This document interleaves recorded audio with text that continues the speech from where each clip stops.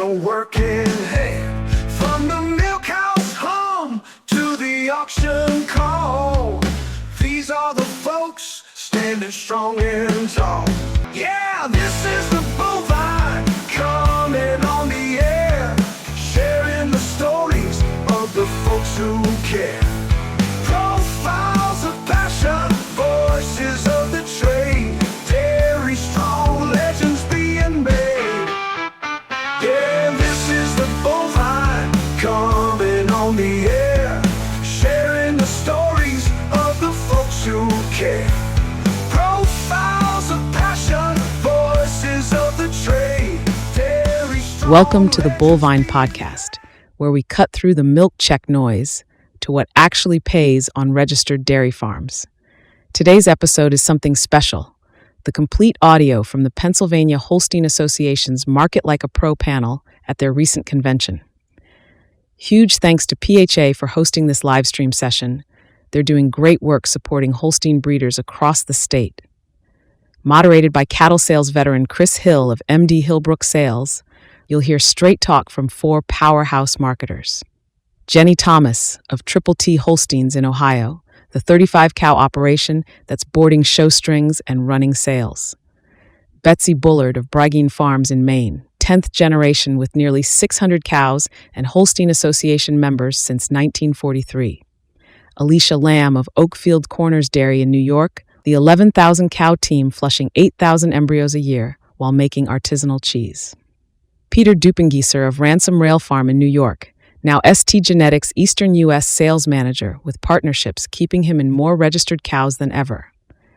They tackle the real questions: consignor expectations, selling your best calf, adapting to cow buyer and COVID, and how to turn registration papers into revenue when milk's at $16.65. Stick around.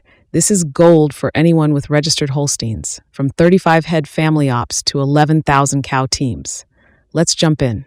Hey, Pennsylvania Holstein people, we're so glad that you are able to join us here for our Marketing Like a Pro panel discussion. I'll let all of these fine folks that agreed to come and enlighten you on how to aggressively market cattle. But we're so glad they're here. We're representing, well, I guess we got two New Yorkers, a Maine, and an Ohio, and a Marylander, so they're going to educate us a little bit here. But we've got some questions to go through that we already sort of prepared, but then there's going to be plenty of time for you to ask questions. So, Flash, I'll turn it over to you. Then later we're going to have a really cool sale, so stick around for that. Yeah, that's my speed, so if I fumble here a little bit, don't get upset with me, folks. First of all, I'd like to commend PHA and David for putting on this little roundtable on marketing and merchandising, and I think we have not only four very, very knowledgeable couples and / people, but only one of them has come up here with, I understand some of the guys had to stay at home because of the weather, which is natural, and you've got to run a big dairy, you got to do it. But it is an honor and a privilege to be up here with these people. I've not only known them for most of my life, I've worked for each and every one of them in some aspect or another. So before we start and when we close, I'd like you to give these folks a round of applause for taking time to come and sharing their experience with us.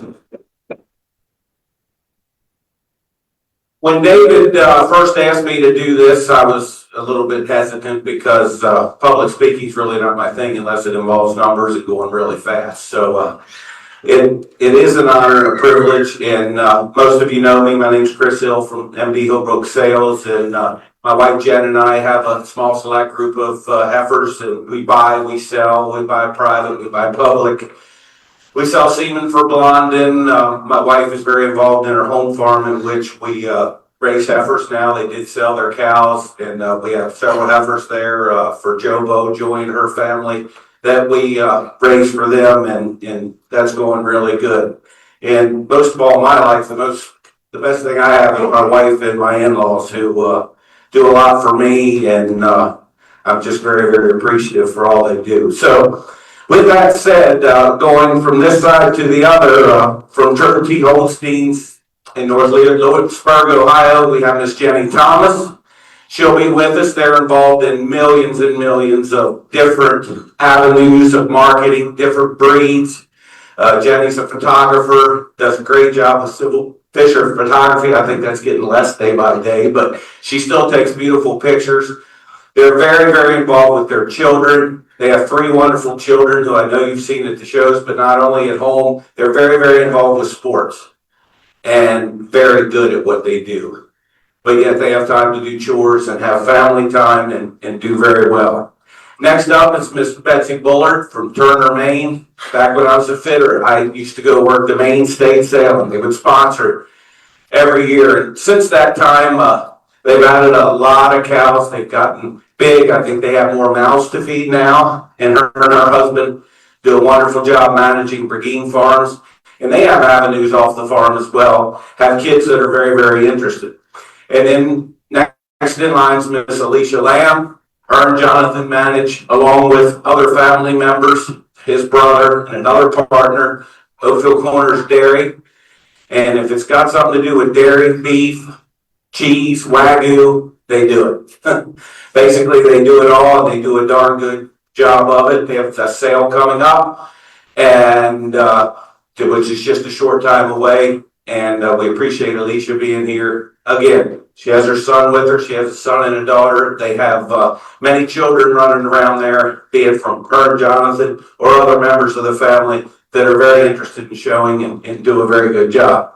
Then we have Pete Dupageyser, the lone man with me up here. So Pete is here with his wife Roxanne from Ransom Rail Farm in Perry, New York. Pete and his wife and boys, they did sell out several years ago, but they're still very active in the dairy industry.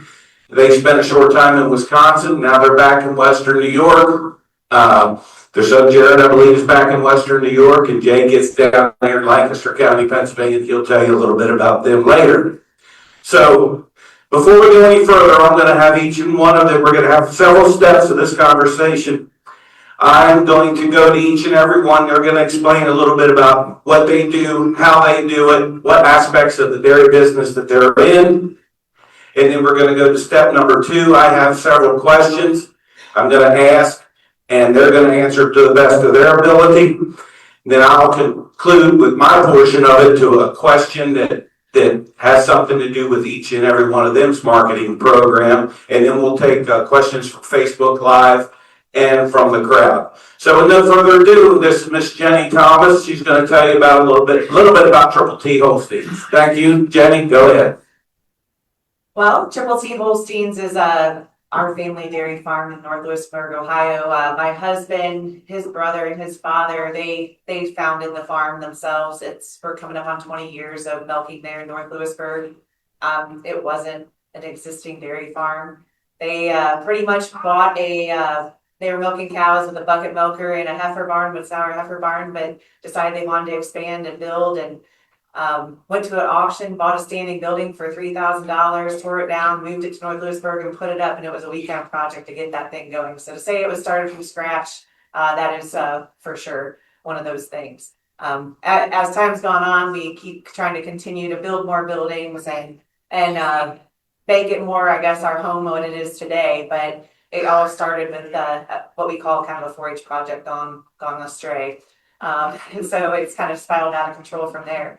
Right now we're milking about 35 head of registered Holsteins Jerseys. We do board the era show string at our farm as well, and that's become a really nice partnership that we have with them. That's how Nathan kind of got started. I guess I'll speak on his behalf, but he started buying and selling cattle when he was a fitter. He would try to find one kind of a diamond in the rough and polish it and try to resell. And it was just that slowly, making $1,000 here, $2,000 there, what evolved and kind of grew into where he is today and what the farm is today. We were able to kind of afford to, buy a couple cornerstones like the Dam of Page, that's put us on the map. And that's kind of where that came from. As things kind of went on and we continued to develop and milk cows, and the Page family started doing a lot of great things for us. Our good friend Michael Heath, we decided to start a sale and do a sale with him, and that was the first Triple T and best Triple T and Heath sale that we had. And that turned into a series. And then we kind of just had an annual sale. We managed a couple sales for some friends, but then after that, after we lost Michael, we wanted to continue doing it. We felt there was a need for it, especially in the Jersey breed and the Holstein side as well. So we've continued on and kind of evolved to the Thomas marketing and consulting and managing some sales like the Amplify sale at Pierre Dairy and working with Aaron Eaton out of New York to do the Spring Select sale for our second year, and then continuing on our Triple T sale as well. So there's been lots of different avenues and things that have kind of evolved over the last 20 years. But it's definitely been a team effort on everybody's behalf, not only just Nathan and mine, but also our family. Thank you, Jenny. Moving on, Betsy. All right, I guess that it's my turn now. So Breeding Farms is located in Turner, Maine, which is sort of far from here, and everything else, as it turns out. The farm's been in existence since 1777. So my husband Bill and I are the 10th generation to farm there. He's not from a farm, which is great. It's like hybrid vigor for our kids. So if you've met either of them, that will make lots of sense. Breeding Farms has been a member of the Holstein Association USA for 83 years. So, you know, we talk about genetics, there's definitely a genetic component to our business. My grandfather loved registered Holsteins, got into registered Holsteins. My parents continued that. My dad spent some time as a fitter as well. I was reading one of Ron Hughes' books the other day, and he had interviews that Doug Blair did with some folks like Lowell Lindsay, and there's one with Dave Younger, which was fascinating and amusing. And he talked about Steve Briggs and his fluffy clipping on the animals in a sale they did in California. So that was kind of the world that I was immersed in growing up. Our farm has changed over time. There were milking about 60 when my husband and I moved up in 2000. We're milking, just shy of 600 mature cows right now, but cow families and investing in great cow families, great maternal lines, and then turning around and figuring out what do we do with them from there. So that's been a fun process and has certainly evolved over time. So we'll enjoy chatting about that as we go. Thank you, Betsy. Now to Alicia. Hi, everyone. First of all, thanks for including me in this panel. I think it's going to be a lot of fun discussion here. I'm Alicia Lamb. My husband is Jonathan Lamb. The Lamb family has been involved in agriculture since they, emigrated from England back in the 1600s or 1500s, whenever it was. So Jonathan and his brother are 12th generation farmers here in the United States. Which is pretty incredible and something that the Lamb family is very, very proud of.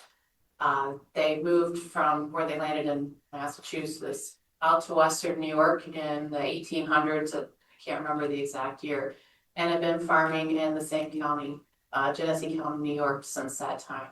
So over the years, they had very humble beginnings. Jonathan's dad and grandfather milking about 50 cows.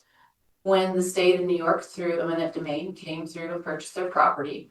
So they had to move. That's now a state park. They had to move to where the farm is located now in 1965, which is in Oakfield, New York. And it actually, from the stories I've heard, has been a great thing because the land is so much better in Oakfield than where they were previously. So it was a great thing. They've expanded a lot since the mid-60s. When Jonathan came back to the farm after college, that was back in 1997, early 1998. Wait, no, late 1996, 97, sorry. He came back to the farm full time, and a lot of expansion occurred since that time. So we're currently milking at 4 locations, 3 in Western New York and 1 in Western Ohio.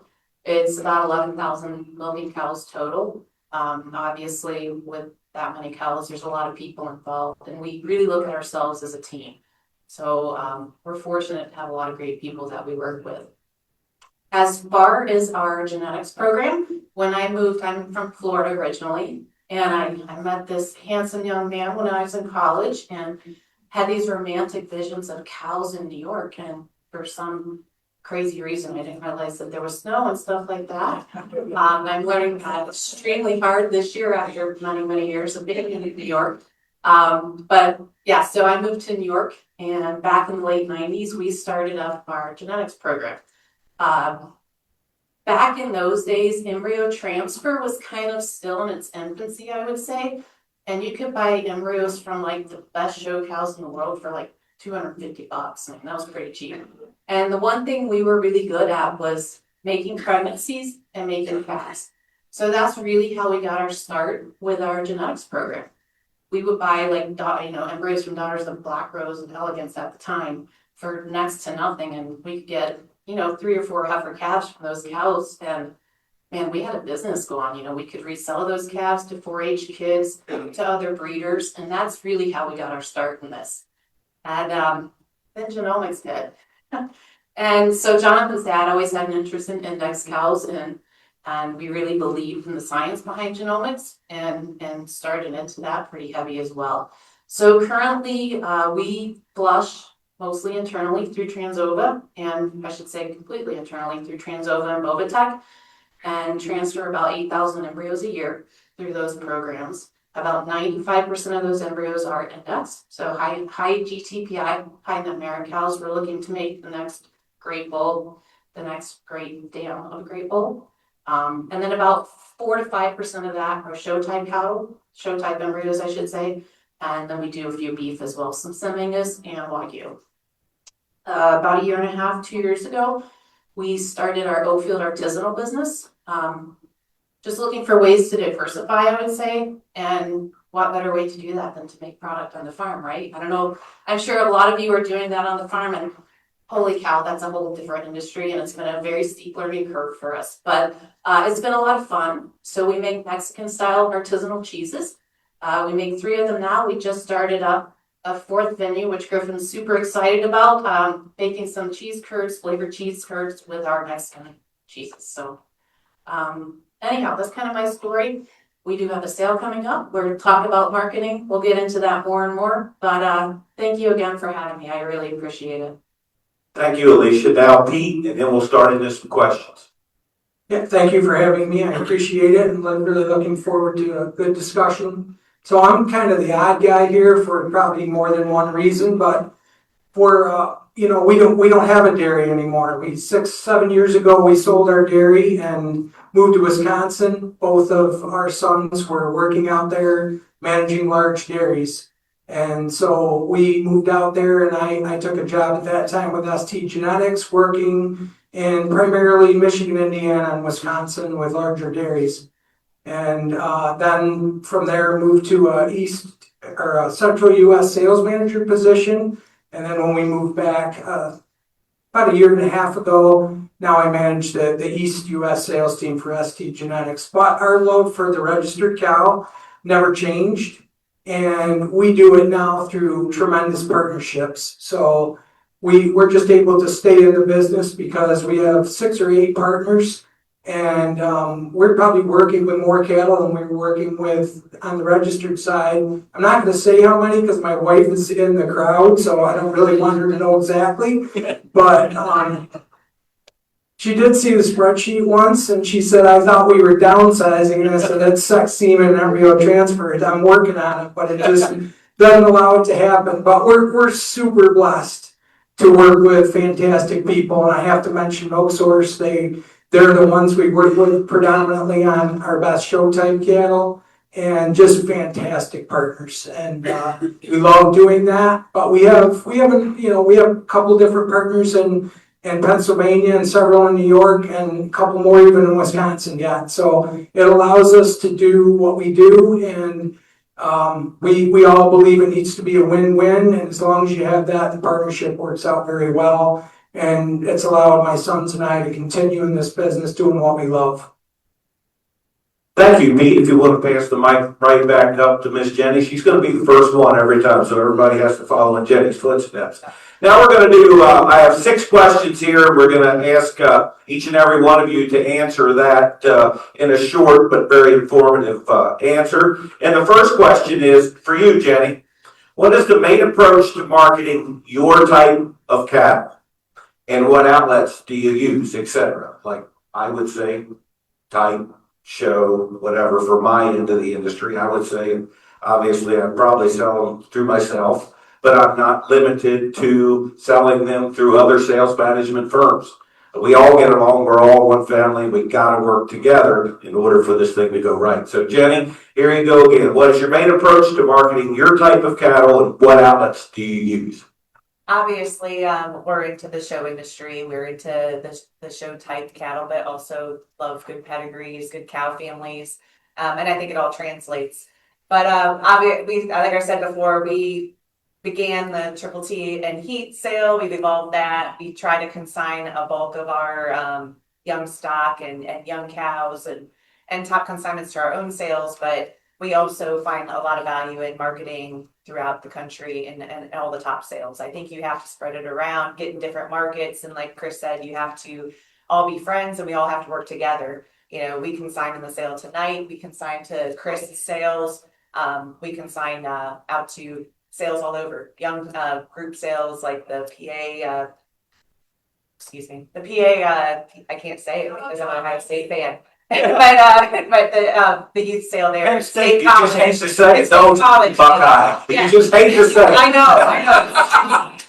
It was just struggling there. But yes, we try to at all different levels. And I think that we try to send our best, what we have, to fit those different sales and those different platforms. Yeah.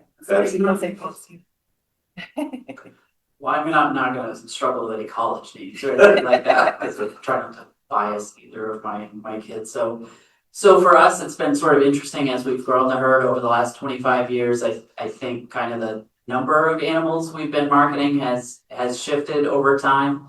We have hosted several sales at the farm, both kind of earlier on when we moved up there in 08, 2010, 2024, we hosted another sale, and our goals are always to sell those deep maternal lines and the really appealing animals that we know are going to work in any sort of operation. So that's really been our focus, whether we're calling them crossover cattle or, you know, certainly that they're current genetics, they're productive genetics, but that's certainly what we strive to do. I think over time, as we kind of, I don't want to say plateau on cow numbers, but maybe plateau for Maine's not on the way to anywhere else. Did I mention that earlier? So we have to get a little bit more creative. Certainly we have something in the sale here tonight, and we are always cognizant of selling those best ones, looking for the best opportunities to maximize that value to us, and making sure that we're selling cattle that are going to be successful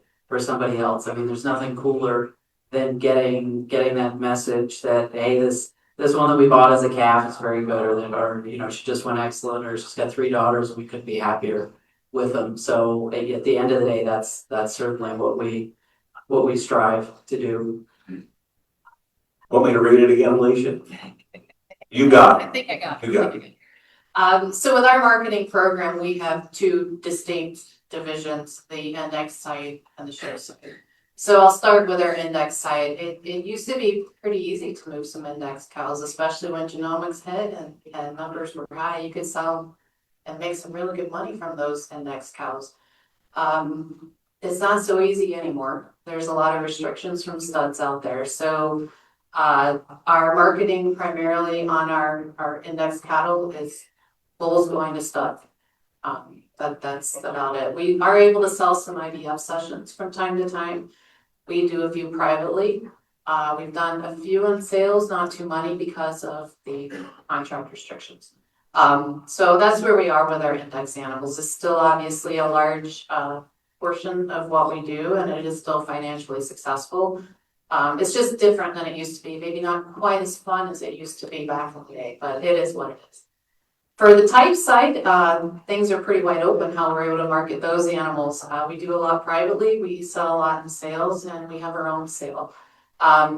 We try to, like Jenny said, make sure that we're putting the right type of animals in the right type of sales, be it a college sale, be it a Pennsylvania Holstein sale, or be it like a national convention type of sale. We try to match those cattle to those markets. But yeah, it's a lot of fun selling on type cattle. We have a lot of fun making embryos and trying to make that next best or great show cow or brood cow for someone. The embryo market's pretty strong right now. Chris and Tim have set up Bright Future sales, and in those embryos, we're able to sell those very successfully in those types of sales. So lots of opportunity for those type animals, and we're appreciative of those markets. Yeah, so when we had our dairy, we were very involved in the index side of things as well, but when you don't have recips, that gets to be a tougher situation. So we've kind of moved away from that, and we're more exclusively in the type side of things. And we, again, with our partners, we were looking to fit the right cattle to the right sale. But we, like everybody else said, we want to sell our best. We want cattle to go on and do very well for people. And I remember when my boys were young. Jared is the younger son. He was probably 8 or 9, and we had 4 sisters to Robert Cameron. And somebody came in, and we had sold a pick of one of those, and 4 calves were there. And he said to me, he said, "Dad, they're going to pick the best one." And I said, "Well, but they don't want your sick cat. They want your best one, right?" And so that kind of stuck with them, right? You have to sell your best. You have to sell what people want, and hope they go on and do very well. We use a lot of social media, not as well as we should, but that's kind of our outlet. But we're looking to sales all over the country and see where our cattle are going to fit best and do well. Okay, back to question number 2 for the panel. As a consignor to an auction, what do you expect from the sale manager? And number 2, what can you as a consignor do to ensure your animal sells for her market value or higher? What do you as a consignor expect from the manager for your commission paid? And what can you do to ensure your animal brings what it should? The tricky question, because I see it from both sides here. But as a consignor, you definitely want the sale management to give your animal or your consignment the exposure it deserves, and to relay that to the potential customer as clearly and concisely and as honestly as possible. As a consignor yourself, I think you need to also assist with that. I mean, we all are on social media, or most of us are probably on social media. And I think you notice probably the algorithms, you don't maybe see things as much as what you used to. And there's certain words you have to try to stay away from so that you don't get lost in a feed and things like that. But the more times that you can share or create your own posts to, I guess, help the sale management get your animal out there, I think that's a good thing. I think you need to take responsibility on your own to also market your animal and get it out there to the public, whether that be a print ad, whether that be a social media post. There's a lot of different avenues that you can do. Sale management always tries to, they have X amount of lots in the sale, and you're trying to do the same job for all of your consigners. So I understand that, and you want to get everybody out there. But I think as a consigner, if you can step up and do a little extra, that's going to only help you in the end. Perfect, that's it. Yeah, I would echo all of that. I mean, certainly expectations for sale management. I mean, you're relying on their expertise to have created an event that buyers are aware that it's happening and that they're looking forward to it, and they're looking forward to a particular segment of cattle, a particular quality of cattle, and so as a consignor, you're relying on that. You're relying on them to make sure that they're presenting information in an accurate manner, and certainly in an easy to consume manner, that you don't have to wade through 82 pages of, geez, I don't even know if that other record was a thing or not. So that would be my expectations for sale management, and really you have a lot of responsibilities as a consignor. I mean, if you are consistently sending cattle to a sale that haven't seen a halter before or haven't ever seen water before, fitting crews remember that, sale managers remember that, and it's really important. It's really important that you do your part. I mean, that they're well grown, that they're healthy, that you've done everything you can do to build that pedigree to the point where it's appealing to a buyer. If you haven't done that work, then it's really hard for the sales managers to do their work. Yeah, I don't know that I have a whole lot to add to what Betsy Jenny said, really, one thing we try to do is take nice pictures, and honestly, cell phones nowadays take really good pictures, and video. And so I try to do that as much as I can, you know, get the poop balls off of them, clean them up a little bit, just so they're not nasty looking, make them look presentable. But you know, doing a lot of that, putting on social media is a great thing. So Jamie manages our show string, and he does a lot with Snapchat. He'll direct message a few people that he knows might have interest in certain animals. So anything that you can do as a consigner to promote yourself, promote your animals that are selling, that's the best way to do it, I think. As much as we love our sale managers, Chris and Tim, they're wonderful. Okay. But anything that you can do really is going to push that to get the extra few $100 or $1,000 that you really want when you sell your animals. Yeah, everybody's done a great job really laying out what's important on both sides. I say, the only other thing I would say is that we would ask from a sales manager is help us decide what's the right fit for the sale, right? They understand the sale, how it's gonna flow, what the customer base is gonna be, and so helping us choose the right animal for that sale, we really rely on the sales management for that. And then what everyone else has said, it's your animal, it's your responsibility to get her looking the best that she can, or present them the best way you can. So, you know, we take that very seriously when we put something in. We want them to be successful, so that's on us. Thanks, Pete. And I think echoing from that, as far as what you expect from a sale manager, I think number one, the sale manager is probably the person that drove in your driveway and selected that animal, and that's true. But what we have all experienced is you have to do some work at home too. They need to be halter broke. They need if they come in there with skis for feet, nobody's going to see the good parts. They're going to see the bad part. You see her feet? You see her feet? Oh yeah, they need her feet. That's all you're going to hear. She can be a great animal past that. But you know what? Everybody's going to turn to the negative because it's human intuition. So, and I also say, us sale managers, you know, we often get the question, well, what are you going to do for your commission? What are you going to do for your commission?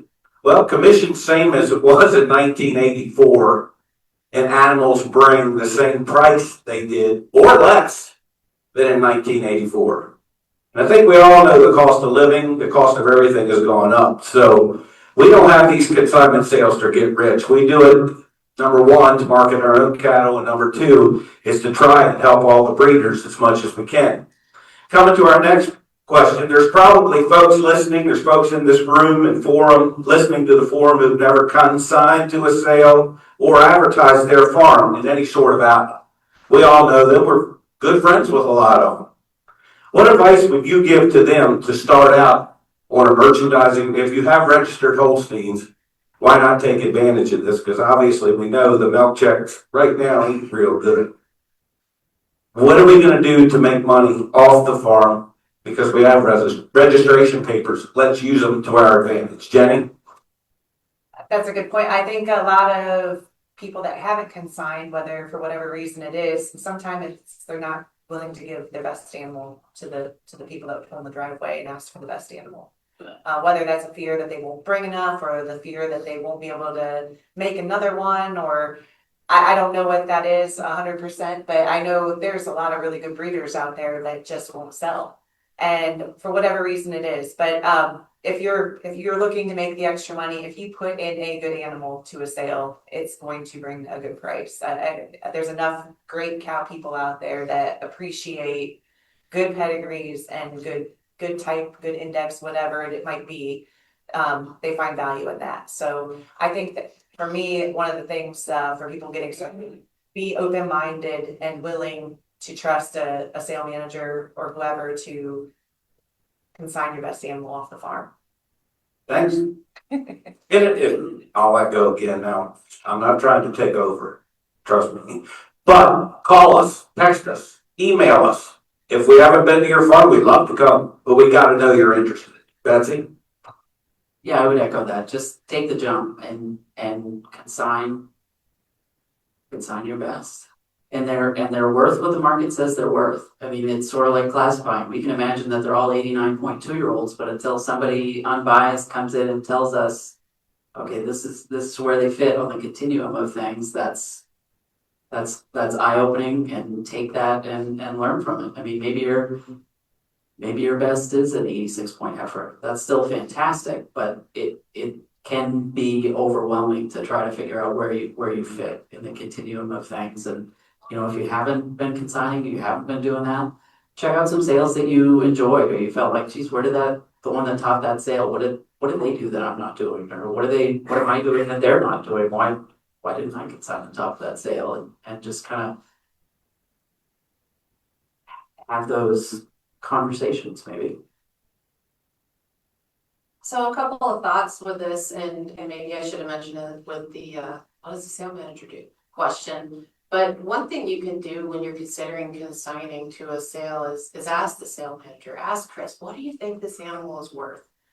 Because if he says, yeah, it's worth about $2,500 and you're expecting $5,000, there's a significant difference there, and either brace yourself for that or just say no, or I'd much rather be the bad guy up front than after the animal's gone. Yeah, and that's, something that we've done a lot when we consider even just putting into our own sale. What is the market value of that animal? So that's something that Chris and whoever your sales manager has great expertise at that I don't necessarily have.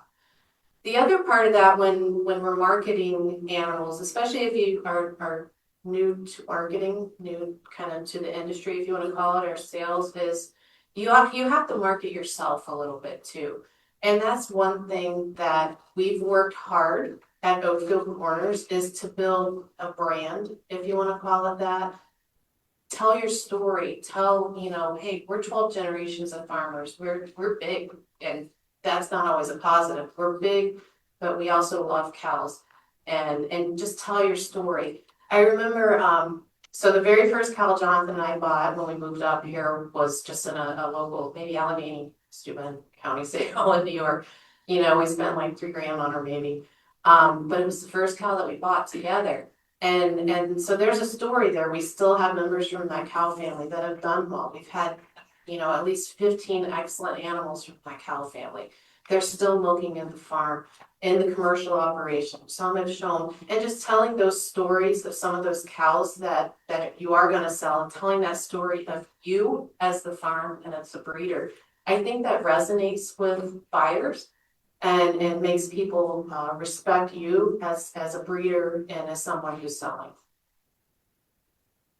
Yeah, I think to add a little bit to what Alicia said is, working with a sale manager, but there's, work with smart people that are marketing up here, or your neighbors who are marketing, and get advice from them. How are you doing this? How do you market yourself? What fits into this sale? And then, be willing to let your best go and have realistic expectations. I think that's really important.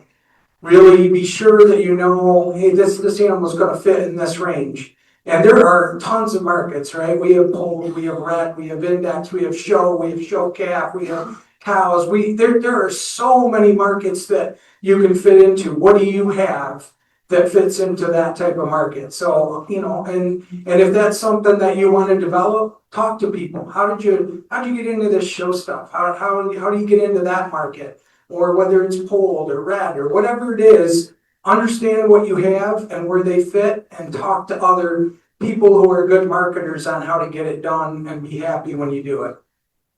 Hit the nail on the head, and thanks for all those 4 very valuable answers to the question. Now we're going to get into some really deep questions, I think. Next one is, since COVID and the inception of Cow Buyer, sales have changed. We all know that. How has your merchandising program been affected by these changes? And what do you do to adapt?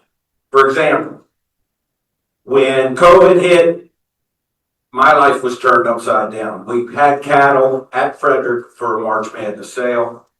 They were already at the fairground. They were already tied up. And the world stopped. I didn't know what to do. They said they're going to take tractor trailers off the road. I was going to have 80 head at the Frederick Fairgrounds for 6 months. So obviously we had to adapt. So we did for that. And then once that was over, we got all the cattle gone, everybody, and it was a very successful sale.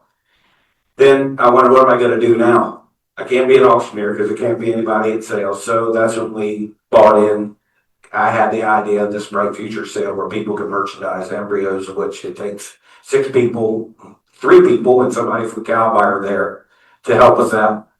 And it worked, and it's still going. There's one Monday night, but I'm not doing this as an ad for me. I'm telling you what I did to get through COVID, and it took a hold. And if Oakfield Corner sends 5 embryos out of a certain cow, we sell them that night.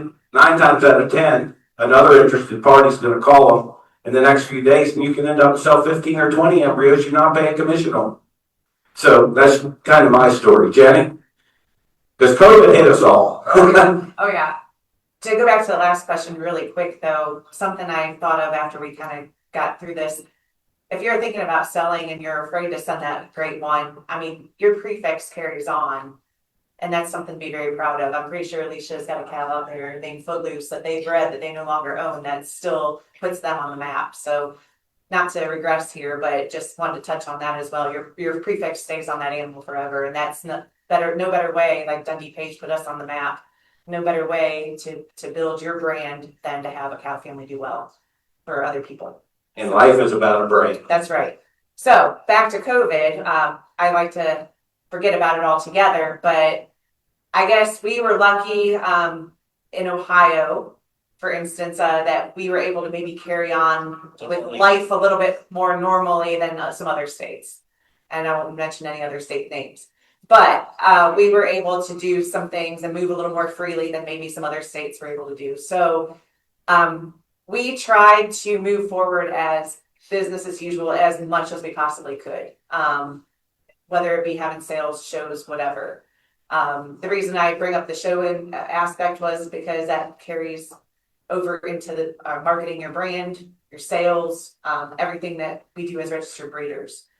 And that year with no Madison, that hit a lot of us really hard. I know there's several people in here and several people on the stage that came together and we put on a show to try to replace Expo for that year. And we said we found value in carrying on and having all American contests and doing all these things and having recognition, because you lose a year. Who knew at that time we didn't know how many years we were going to lose, but we felt like we had to carry that on to keep the registered business and what we do for a living alive and well. So that was one of the things that we decided was very important to us. Again, we tried to have sales as normal as possibly we could. Obviously, we all have to do the lovely bird flu testing and things like that. Now that hasn't gone away. But, you know, when that first came out, we thought that was going to be the end of the world. And we've all kind of moved on from there. But Cow Buyer has been a great tool.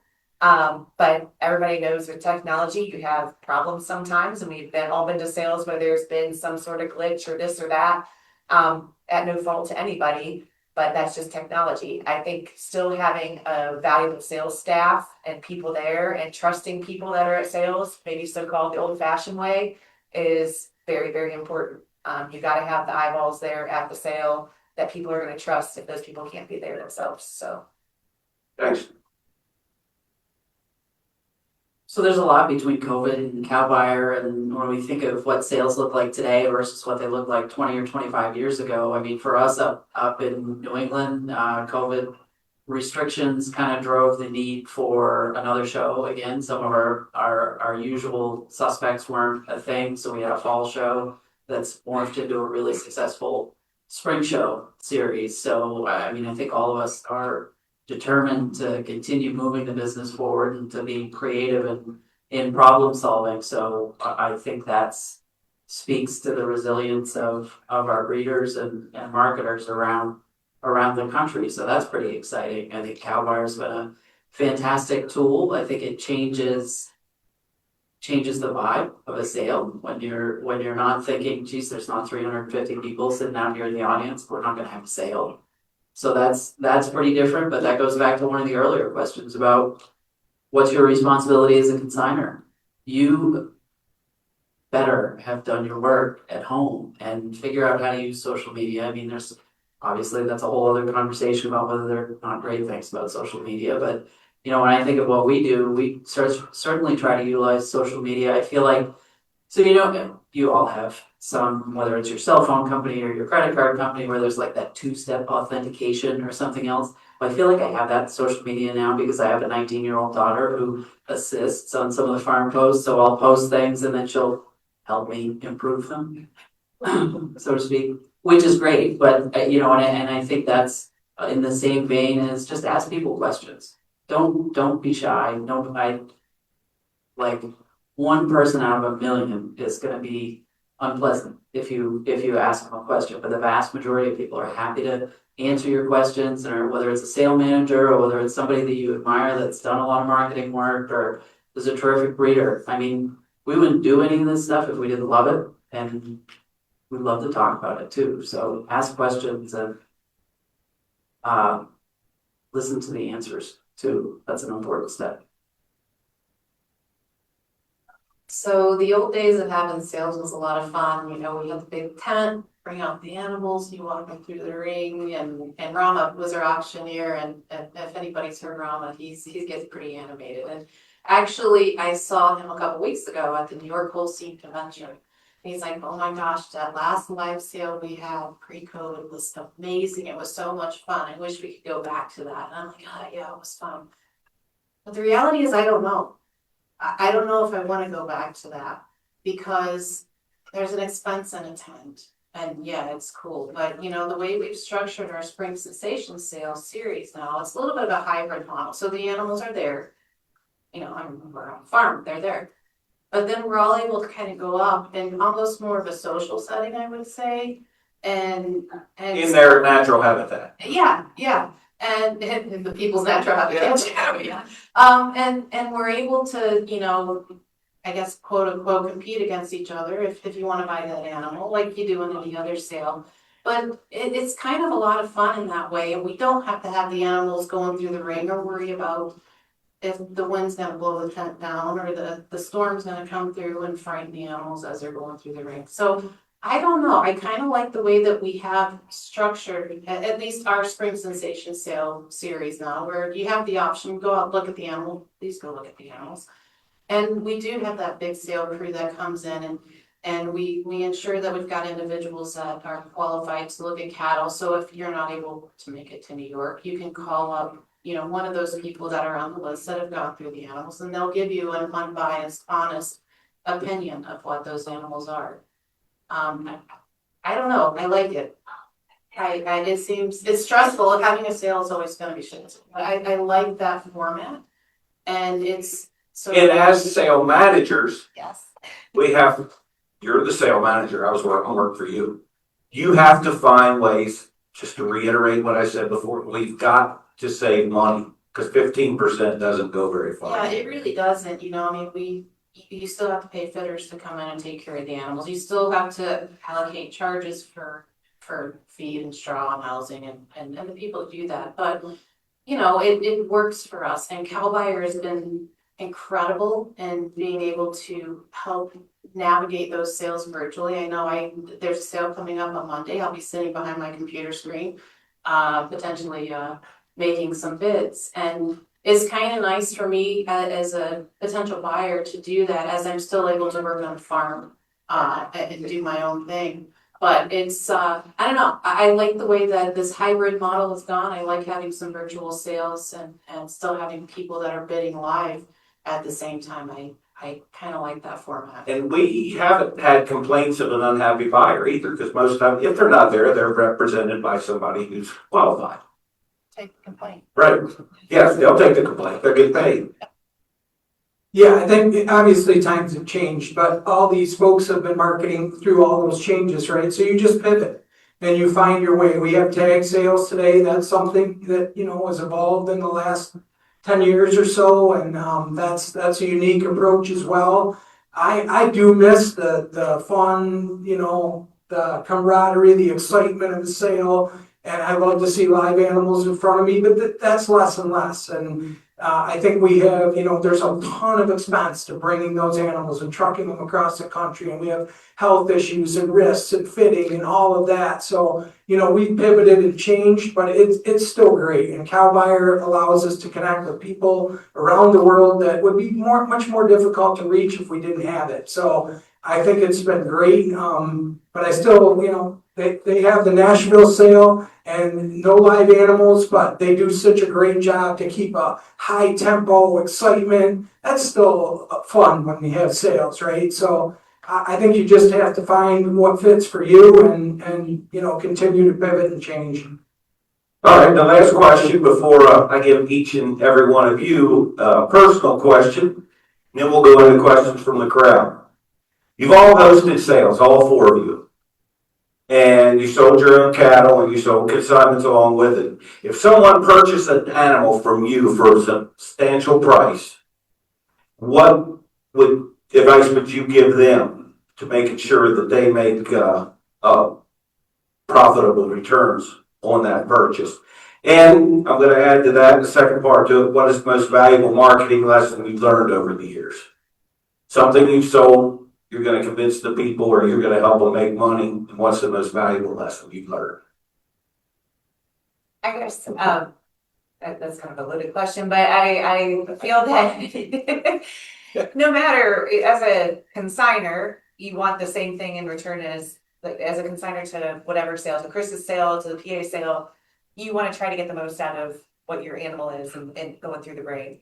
And you try to treat every consigner that same way, whether that animal brings $4,000 or whether that animal brings $40,000. I want to see a happy consigner at the end of the day and a happy buyer. And I think that's true for every sale management person. As far as helping them out or what you can do to help them along the way, you try to do that for everybody. If somebody needs help, maybe it's somebody getting started that just bought their first 4-H calf. If they need advice on how to feed, you're going to do that for them or assist that, with them. Whether it's somebody that's well seasoned in the industry that bought a really high priced animal, you try to follow that animal and help them, make the right decisions, just have those conversations about breeding, feeding, whatever it might be. And I feel like that is one great thing that we've developed over, time with a lot of our return buyers and even new buyers. And it's kind of that relationship of working with them and that open conversation that can be had. So what was the second part of the question? I forget. Most valuable marketing lesson you've learned. Most valuable marketing, I don't know about lesson, I guess. As being, as much as I have a love-hate relationship with social media, it is a very important tool.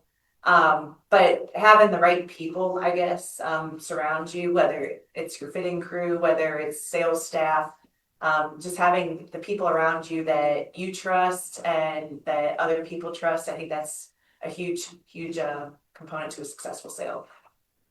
Okay, Beth?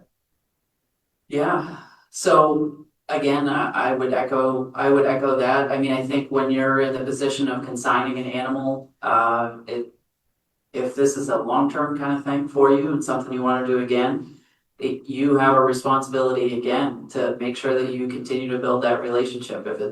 If you want it to be something other than just a one-off, well, I sold that one and I'm going to retreat back into my corner of the world in Maine. Did I mention Maine's not really? So, I think you have a responsibility as a consigner and as a breeder to maintain that connection, to kind of follow up, are there family members of an animal that somebody purchased that have done well, or there's interesting new details, or just reaching out and asking how an animal somebody purchased, how's she doing, or what cool stories do you have about that, and hopefully that makes the buyer feel a little bit more like you're invested in the process, and it wasn't just, well, hey, that's great, I'm glad I sold that one for that much money, and thanks a lot, have a great day. I mean, those connections, and I think everybody's touched on it, it's those relationships, whether it's relationships with the folks that you have on your sales staff that are trusted advisors to the buyers and to you as a consigner and a sale manager. Those relationships are important. We can do lots of cool stuff on social media, but at the end of the day, I think a lot of people want to talk to a human who's seen that animal or who has experience with that particular consigner and can say, yeah, that's not just really good editing. That's you can be confident in that, and I think that's really important. I think as far as the biggest marketing lesson to learn over time, I mean, there's some of them you have to learn repeatedly. Like I'm not super quick that way, but I would always sell your best, and that's fantastic when they go forth and do really well for somebody. You know, I mean, it's cool for us to have. You know, we sold Robin. I don't even know. It's a while ago now, I guess, but she went on and Integrity Robin went on and was 95 for her new owners, and you know, iconic pictures and fun stuff like that. And that's a thrill. Would it have been fun to have her still? But it's great to see them go forward and do well. And somebody mentioned that marketing piece, that they'll always have your prefix. Always, always, always. No matter what fantastic things they go on to do, that's always there in the pedigree. And that's fantastic, fantastic marketing. And do your homework. Always. That's always a lesson. Yeah.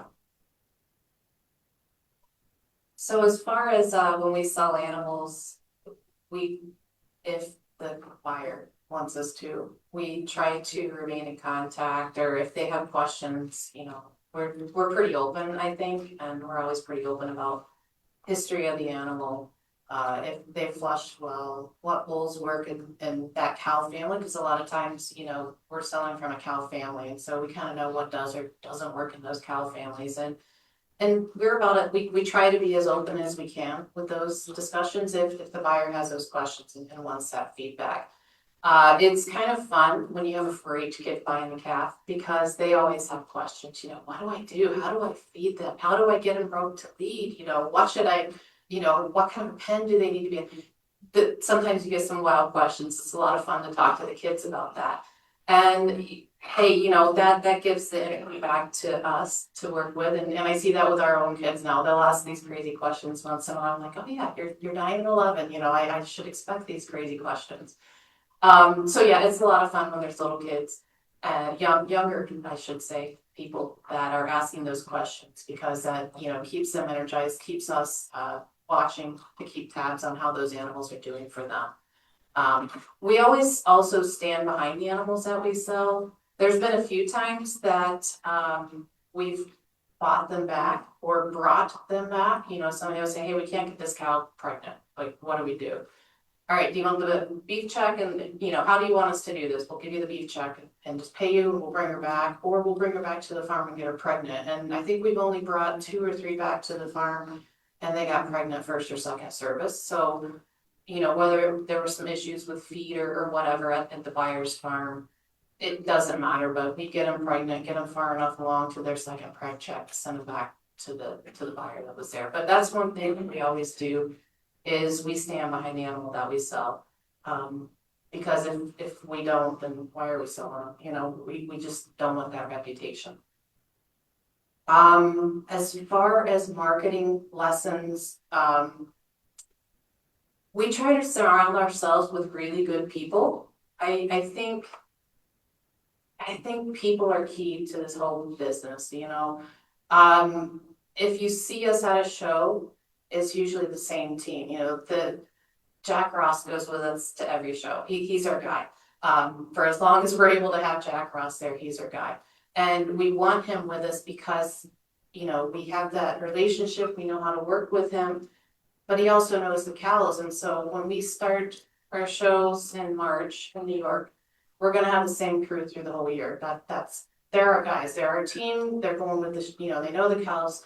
And I think it's really important, and that's, you know, that's just on the show side, of course, but any of these marketing aspects that we do, you know, we kind of have our team. You know, we work pretty closely with Chris and Tim with our sales and you know, us working with them with their sales. And I think it's important that we have those connections with the people to just build upon those relationships in this industry.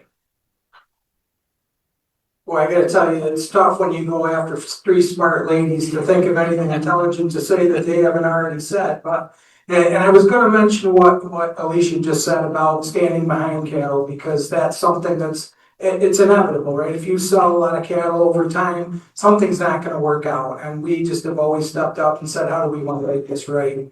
And I think that's really important. And buying from people that you trust is also really important as well. I mean, it's about people at the end of the day.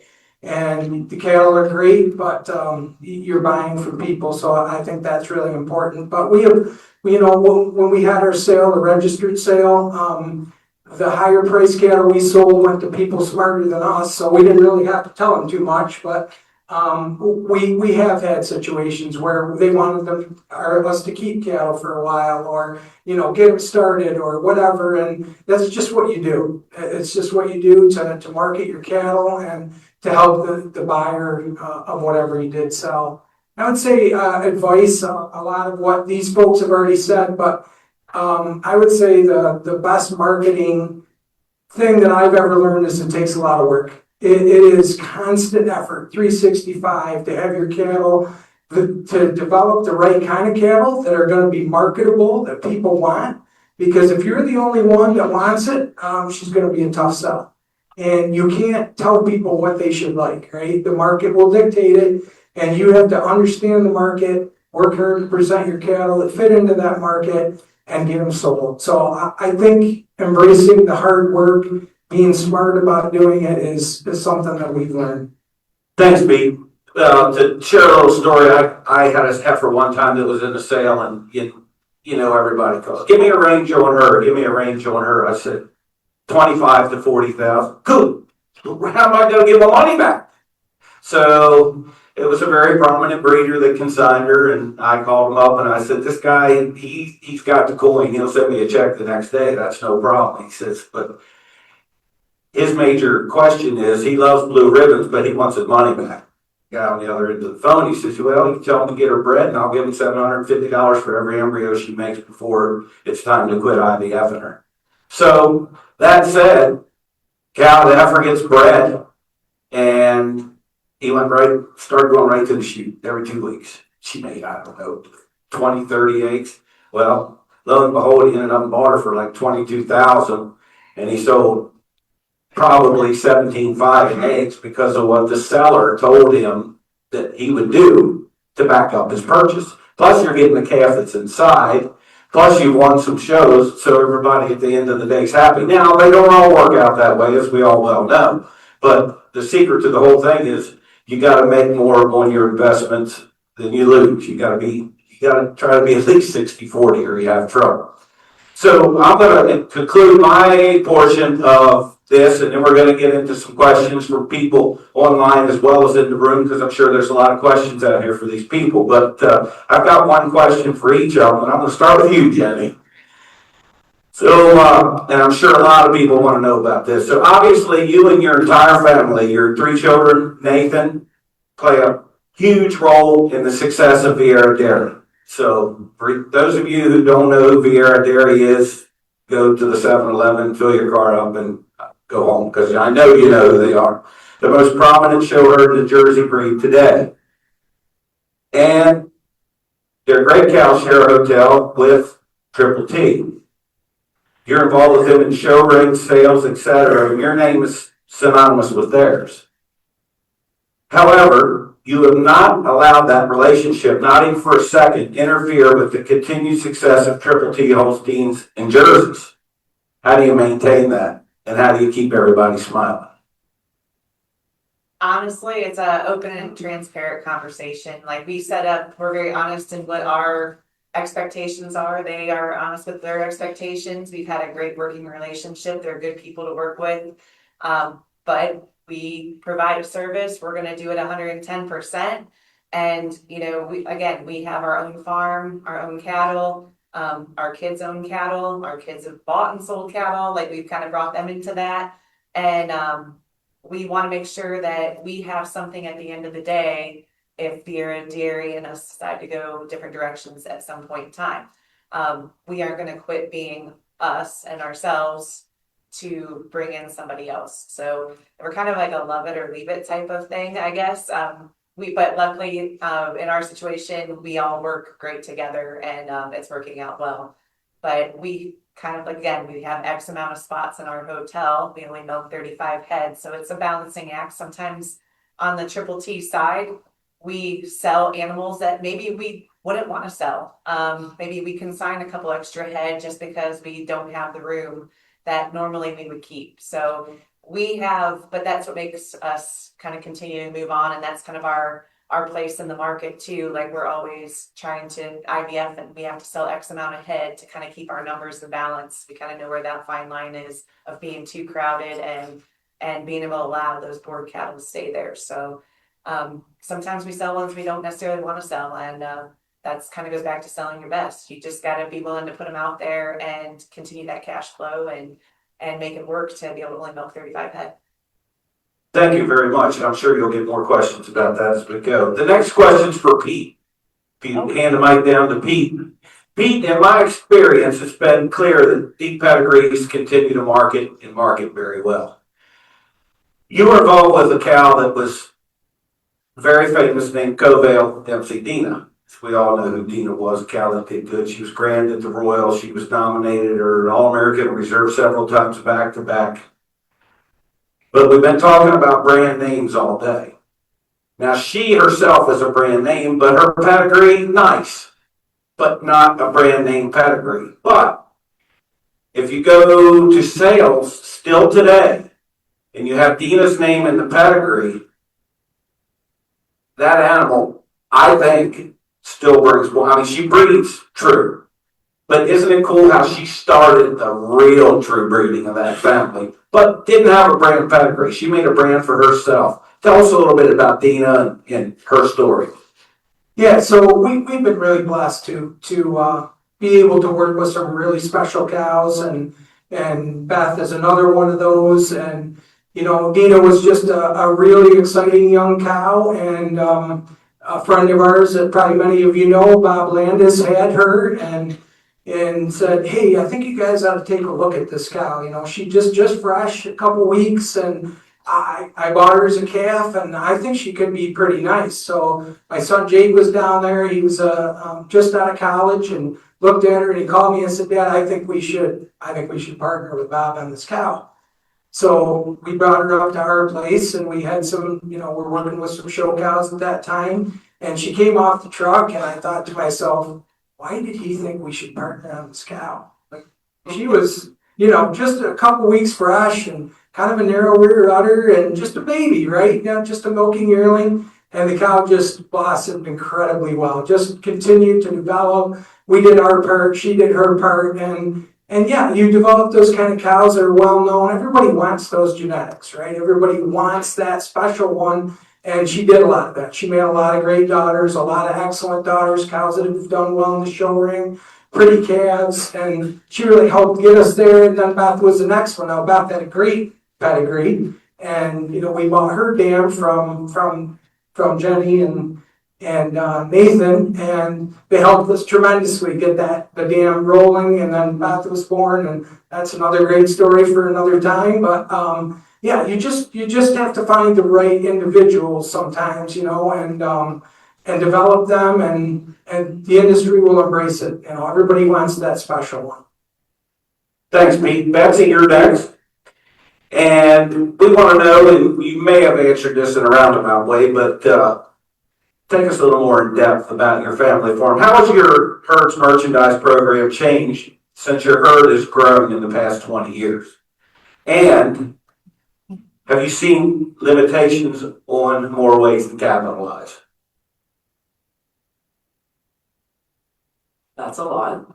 Thank you. Yeah, so it's a great question. Absolutely, like going from milking 60 cows in a tie stall and having that really finite amount of space to having a little bit more latitude on space, and you know, and maybe we're moving from needing to sell a set number to being able to absorb more of those animals and kind of just selling off the top. That, you know, that's one change certainly as we change size and scale. You know, I would say at this point, cow number wise, we're sort of set. So moving a little bit back into that. So focusing on merchandising a few more. So that's That's definitely changed over time. I mean, the dairy population in New England has certainly shifted over time. So 25, 30 years ago, there were club sales and there was a state sale. Chris talked about coming up and working the Maine state sale. And so there were more local marketing outlets from that standpoint. So that's definitely different. That's shifted over time and have to be a little bit more creative about whether it's social media or whether it's, continuing to maintain those contacts, whether it's going out, showing someplace other than Maine for us, just again, that back to that brand sort of idea and making sure that we're aware of what's going on in the market. So that's definitely changed over time as our herd size has changed. There was the second part to the question too. Maybe. Have you seen limitations on more ways to capitalize? That's like, do you use beef seed? Yeah. Yeah. Okay. Yeah, absolutely. So Maine's its own little island, so definitely different things that I don't know that we would have imagined 15 or 20 years ago, whether we breed 30% of our cows to beef, so that right now that's more appealing than the milk check a lot of days. So that's handy, and that also gets back to that, what's the number of cattle that we need to either maintain or grow our herd size or that we want to put out, need to put out on the market from that standpoint. We even dabbled in ice cream for a minute or two. That was like a around COVID sort of experiment, but it takes a lot of time. And anyways, I like cows better. So there's that. So again, like back to focusing on some of the merchandising, focusing on some of the marketing, and maybe being at a point in our lives where we kind of want to focus on the things that we enjoy doing. Life is short. Alicia, it's obvious that Oakfield Corners has a large presence on social media for all facets of your herd. What are some of the pros and cons of this tool?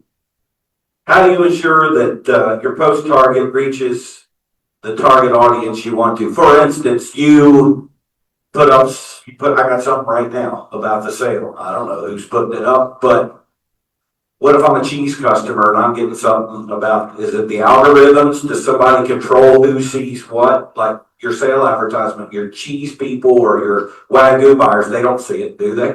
Or how's that work? How do you control who sees it is what I'm asking. Yeah, that's a great question. So we do have 4 different pages.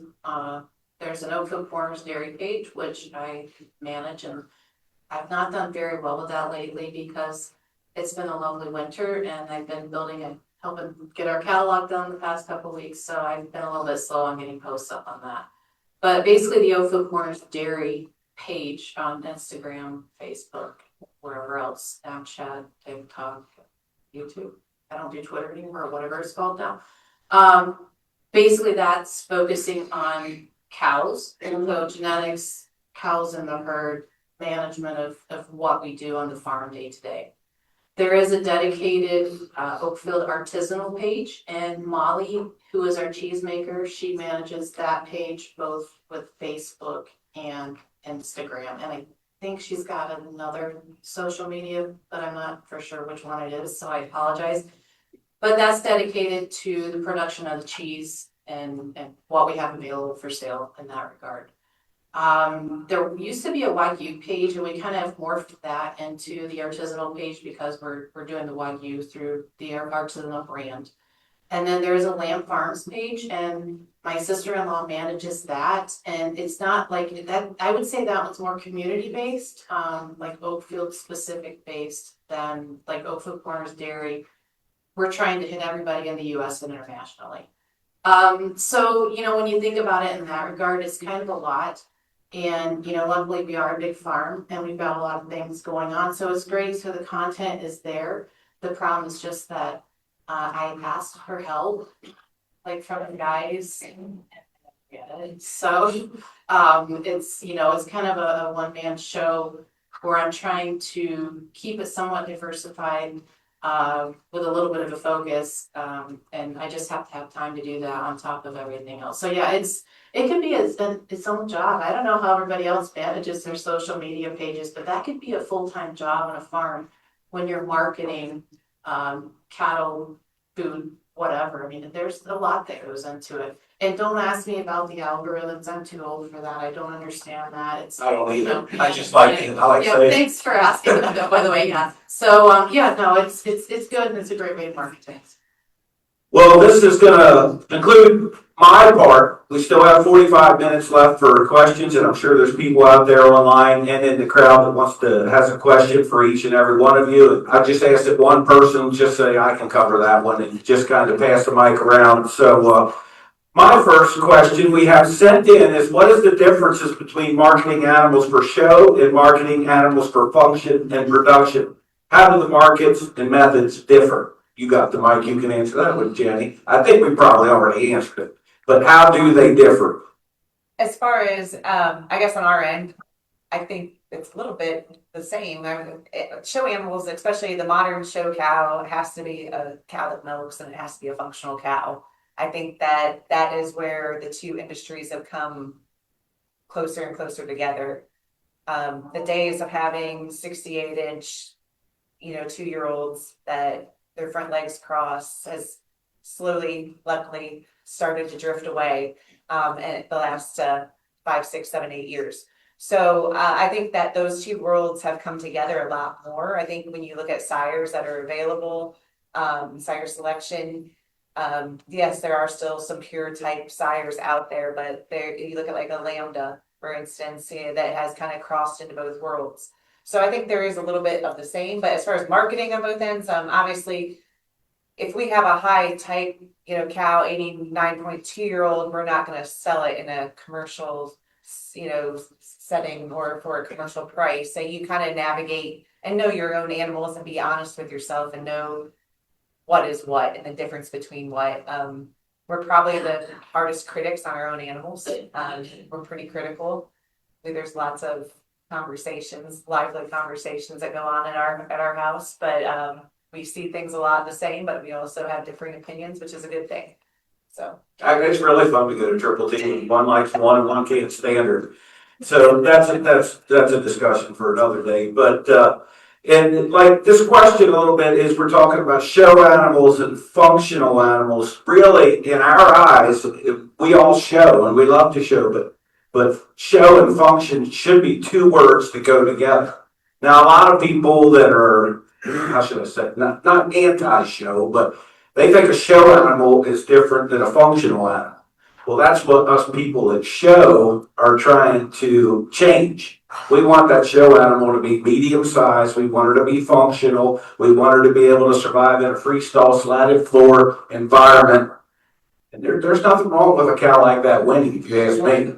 And yes, there's more of those coming out all the time. There's more great cows found in freestall herds all the time. And you can go to a sale, I don't care if it's tonight, where we're selling a lot of brand name cows. And brand names are what sells. Or if you go to, for instance, Brewmakers in Shippensburg, a great dairy sale. They sell milk, but a lot of great cows have come out of there. Cows been granted Harrisburg. It's come right out of Brewmaker's sale barn. All you gotta do is just look into a crystal ball a little bit. Now, do we have any questions from the floor? I have one that. David J. I have one that was texted in that tags onto that topic, and maybe everybody can address it if they want to, but if you don't have that quote unquote show herd, what avenues are there for you to market those cattle the best, and how can the value of those cattle be recognized? In other words, the great barn cows, where or how can they be best marketed?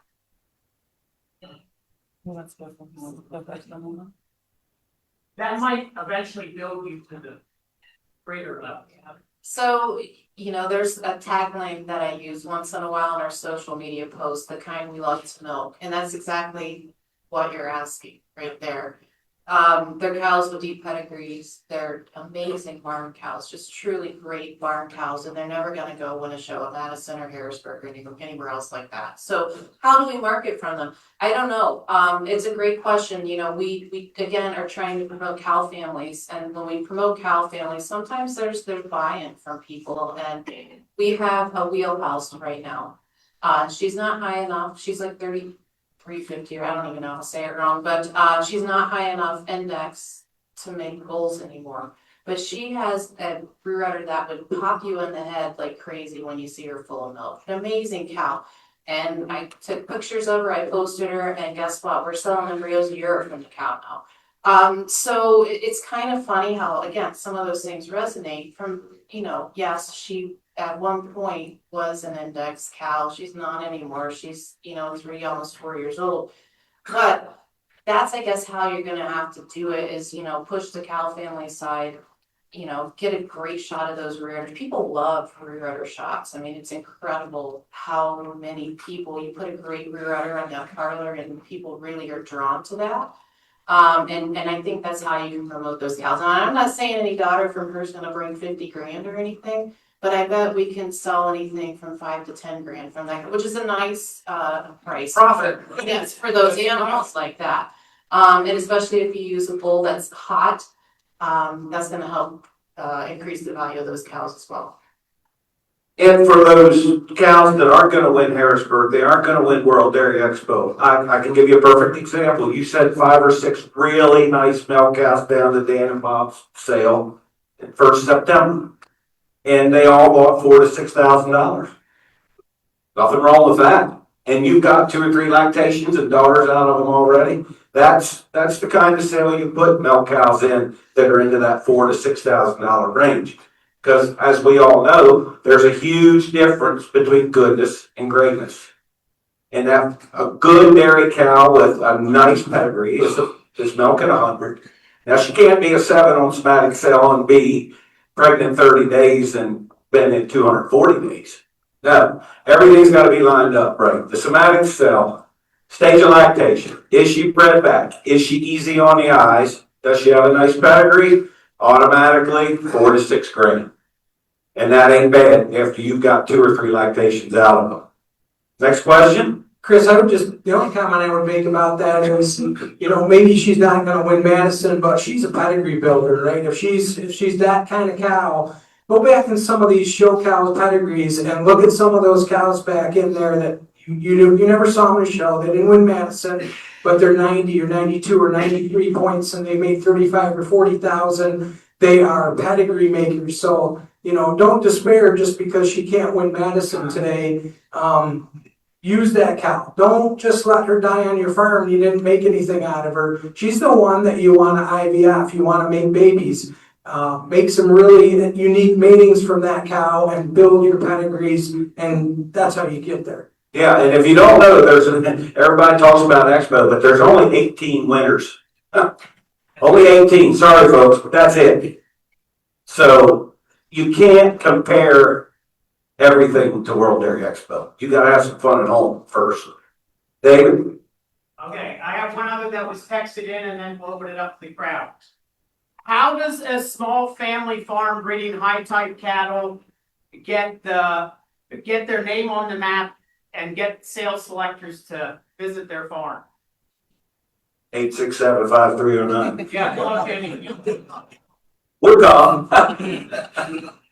Chris is right, though. Don't be afraid to call. We're not mind readers. I mean, That's you right. pay attention. Like we watch social media. I don't know how many times Nathan's like, "Yeah, I bought one. Where'd you see it? Snapchat." I don't know. I mean, there's random places and things. It just you never know what's gonna catch somebody's eye. But the sure bet thing is to reach out to somebody and let them know you're interested. Because if you've never sold before, or maybe somebody stopped at your farm, but 4 or 5 times and you never wanted to sell, but now all of a sudden you've had a change of heart. You got to let people know and let people be aware. A good picture can sell. Right. And it's not, we've all seen the kind of fluffy pictures I call them fluffy pictures sometimes, the very posed, the very, whatever, professional photos. I did it. There's still a place for that. There's embryo interest. There's still professional photos that are, you want it for your All-Americans, your All-Pennsylvania, there's places for everything. But just like we did for this sale here, taking an honest picture with your phone and putting it on Facebook, letting people see the different angles of a heifer, it's very transparent as well. Like there's a place for everything, and doing all of them is a important thing as a consignor. Anybody else? Well, so to me, actually, all three of those questions kind of get at the same thing, and we talked about it earlier. What's your responsibility as a consigner or a breeder if you want to market? Like maybe that if it's a show specific kind of thing you're doing, then well, you gotta get them onto a show. I mean, that's fairly straightforward. Or get in touch with somebody who can help you with that. If it's that fantastic barn cow, I mean, make sure you do all your homework. Make sure they're scored. Make sure they're they're doing the things that they need to do, that they're calving back regularly, and that pedigree continues to get stronger. And I think these guys said it pretty clearly. Pick up the phone or message somebody, or nobody's mind readers. They don't know that you're interested in selling something unless you let them know that. So definitely do that. I got one, I don't know who can answer, because I can't, I hear it all the time too, and this came in on text. Can somebody tell me the definition of a free agent? They hand it to me. But I think it's a great question. So I'm assuming the question is in reference to index animals, yes. So a free agent is anything that you don't have a contract on. So if you do not have a contract on an animal, if there's not a contract on the semen that is used to mate that animal, she's a free agent. Okay. I should have said beyond Aaron Rodgers. Pittsburgh. Don't ask me anything about sports. Yeah. Cows I know, sports I don't. Yeah, so that would be a free agent. So it's just like, any of our show cows that we own outright that, there's not gonna be a contract unless it's a contract between partners that own an animal. Yeah, you probably won't hear this in the typesetting, Yeah, but the in the typesetting. genomic auctions, you hear, number one free agent. Yeah, so no, that just would mean that there's no, if you didn't sign a paper saying that I can't sell this animal. Okay, good question, whoever you are. Crowd? Daniel, you'll be second. Okay, question kind of related to that. Oakfields and their genomics flushing. How apt are they more to use a stud that is a less restrictive ERS contract or early resire contract? Are they really cautious with the very most restrictive stud and they'll use the, or do you not really look at that, you look for it just being able to genetic pattern? So every stud's a little bit different. There are some that are extremely restrictive, as we know. And some of those restrictions, it's not just the resulting calf or calves that are born from a mating. It's the next generation and potentially the second generation that are restricted by that stud. So there's some pretty strict contracts. It is stud dependent. Other studs, and I'm not going to name any names because I'm just not. But other studs are free and open, and that really is incentive for us as breeders to use bulls from those studs, especially if they're in Kai, because then you have a resulting potential female. I mean, the bulls are going to go back to that stud, that's no big deal. But if there's not a restrictive contract on any resulting females, then that leaves it open. You could potentially sell that female for a decent amount of money if she tests well, or you can just keep her and continue building generations. So for us as breeders, as long as the dam herself does not have restrictions and there's no restrictions on the semen, that's what we like, if we can make it happen. And unfortunately that window of bulls that are available gets tighter and tighter every day. I'd like to address that too. I think you really need to understand what the contracts are from each one of the studs. What are you signing? What is that going to allow you and not allow you to do? And the more restrictive contracts that are out there tend to be for people who want to accelerate the genetics within their own herd. They're not traditional marketers. They're not really necessarily looking to market. They are looking for tremendous level of genetic improvement as fast as they can get it for their herd. And, they tend to be people who are doing some type of mating and, genomic testing and just trying to capitalize and create the most, in their mind, profitable cattle for their herd. So that, that's how they view it. If you're gonna market, that's a different world. You better understand what you're signing if you want to be a marketer. Jordan? Tying into the genomics and the index side, if you were talking to a young breeder that has a passion for index cattle and the way that whole industry has changed, with how important recipients are and how important these contracts play and things, what advice would you give them trying to tap into an index market, or is it kind of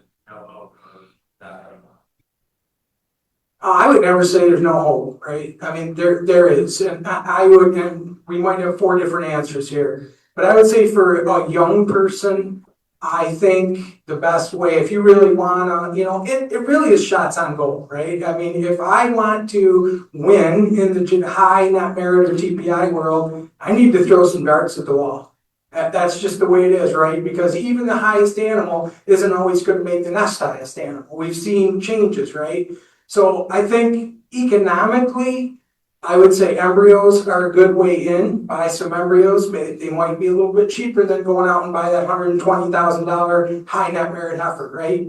And the other way is maybe an IVF session.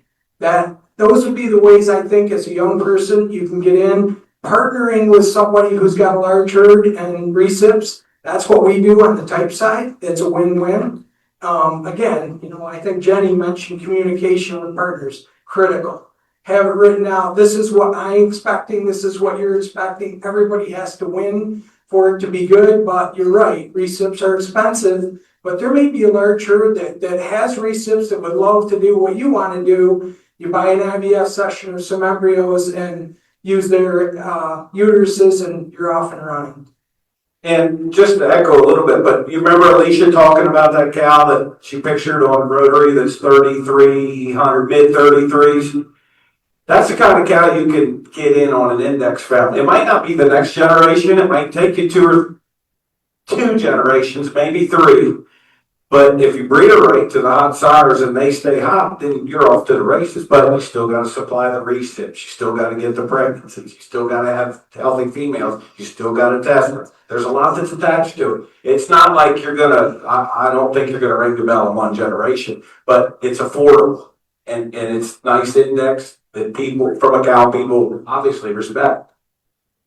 And yeah, I would say IVF sessions are becoming a little bit easier to work with, just because you can select the bull that you want to use on that dam, and you can select a free agent bull to use on that dam.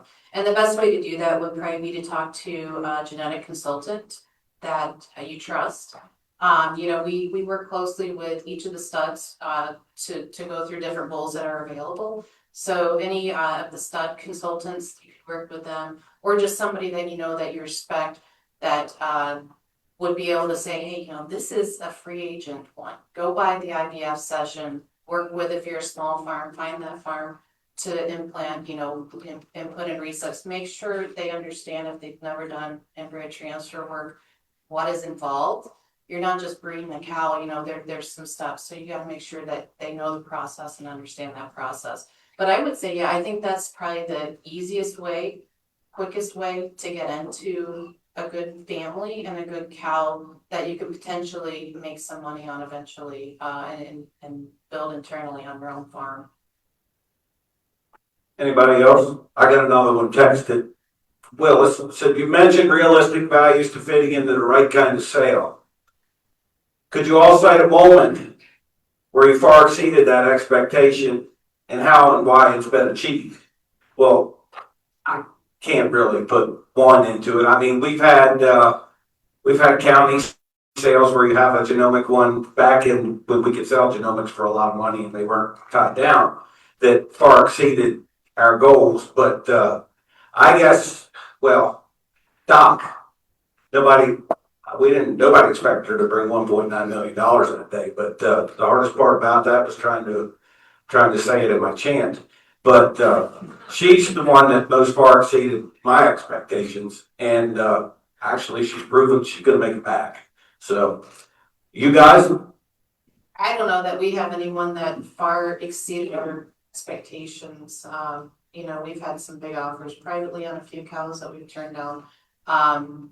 There's several that, you know, you think's gonna bring 5,000, it brings 12, Yeah, 5, yeah. 15, 17. It only takes two people. And that's the thing, exactly, you know, that's the exact point. You get guys that go through and look at heifers in the barn when they're prepped for our sale.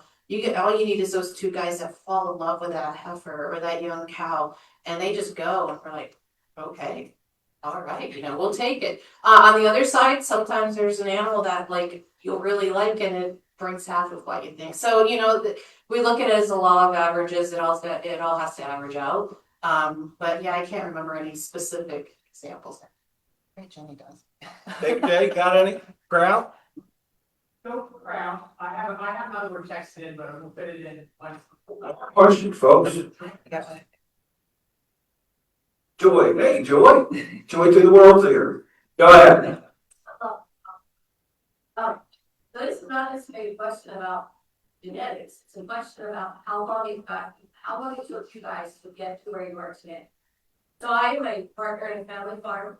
I am the youngest partner. I love the genetics, but I should take that back. My niece is now a partner. She is younger than me, but I was the youngest partner. I am in the genetics. I love the genetics. I love the show cow world, and I'm even a person in the genomic world.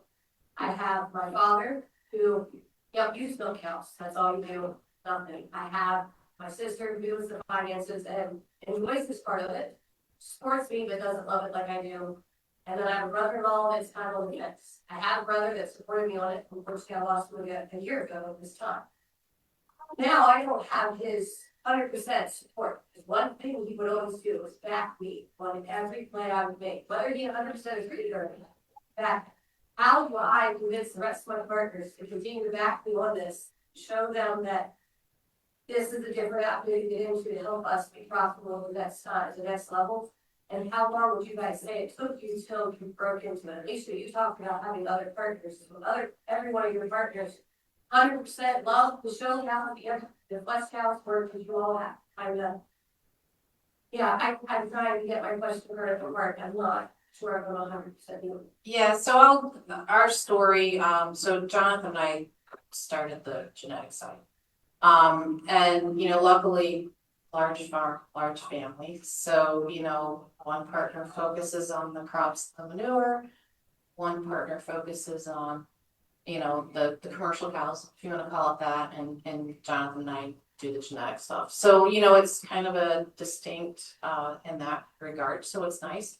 And, you know, we started this back in 1997. We bought our first animal.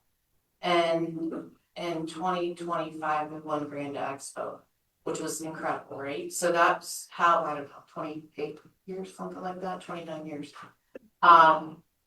You know, when you start in this business and the show side, you know, that's the ultimate goal, I think. I think if you're showing cows, that's the ultimate goal, right? And it took us 28 years to get there. So I think, you know, as you go through this progression, you got to look at it incrementally. Like, you know, the first couple of years, we were like third place at our county fair. Like, oh, you know, that's awesome. We didn't lose, and then you go to the state fair or regional fair and you do well there. So you really have to look at those things incrementally. So our first champion at a national show was 2018. Nathan was the judge there. And I'll forever love him because he made my cow Sarah Graham there.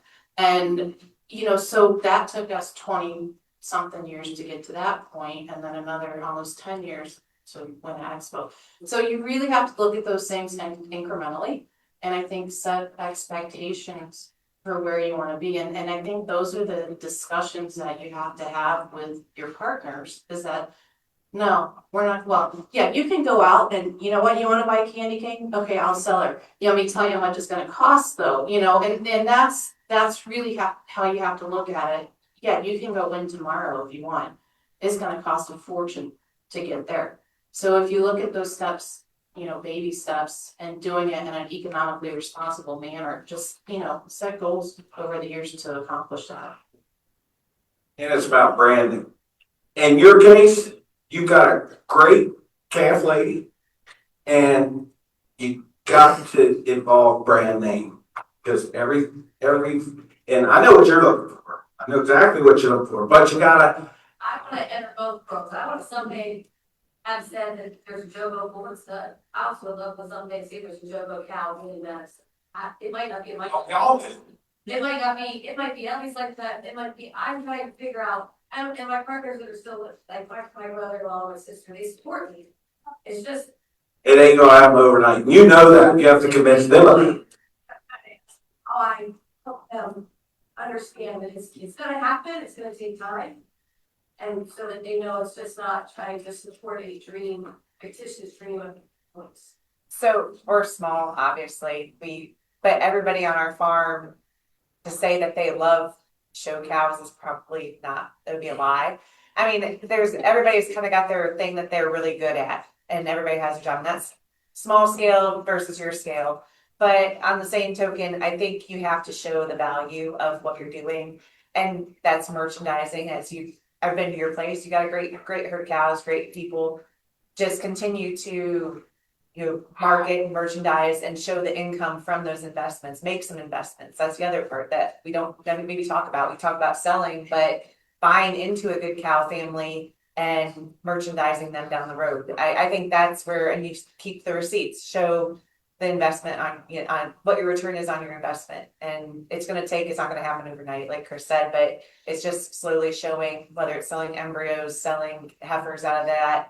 There's always cost on the investment though too. And anybody's ever said that they won on everything, only own one animal. Because it don't work that way. If you're 60-40, you're in the positive, very much.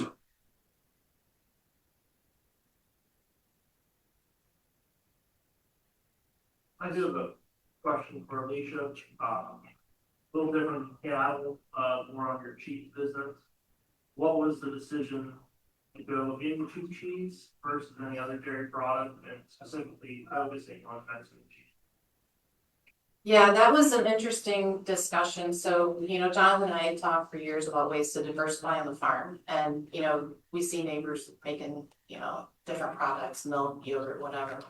And you also hear in anybody that's processing milk here in this room probably knows milk has an expiration, date, right? So we did not want to get into fluid milk because of the expiration date. So what we do, we went into fresh cheese, which has an expiration date.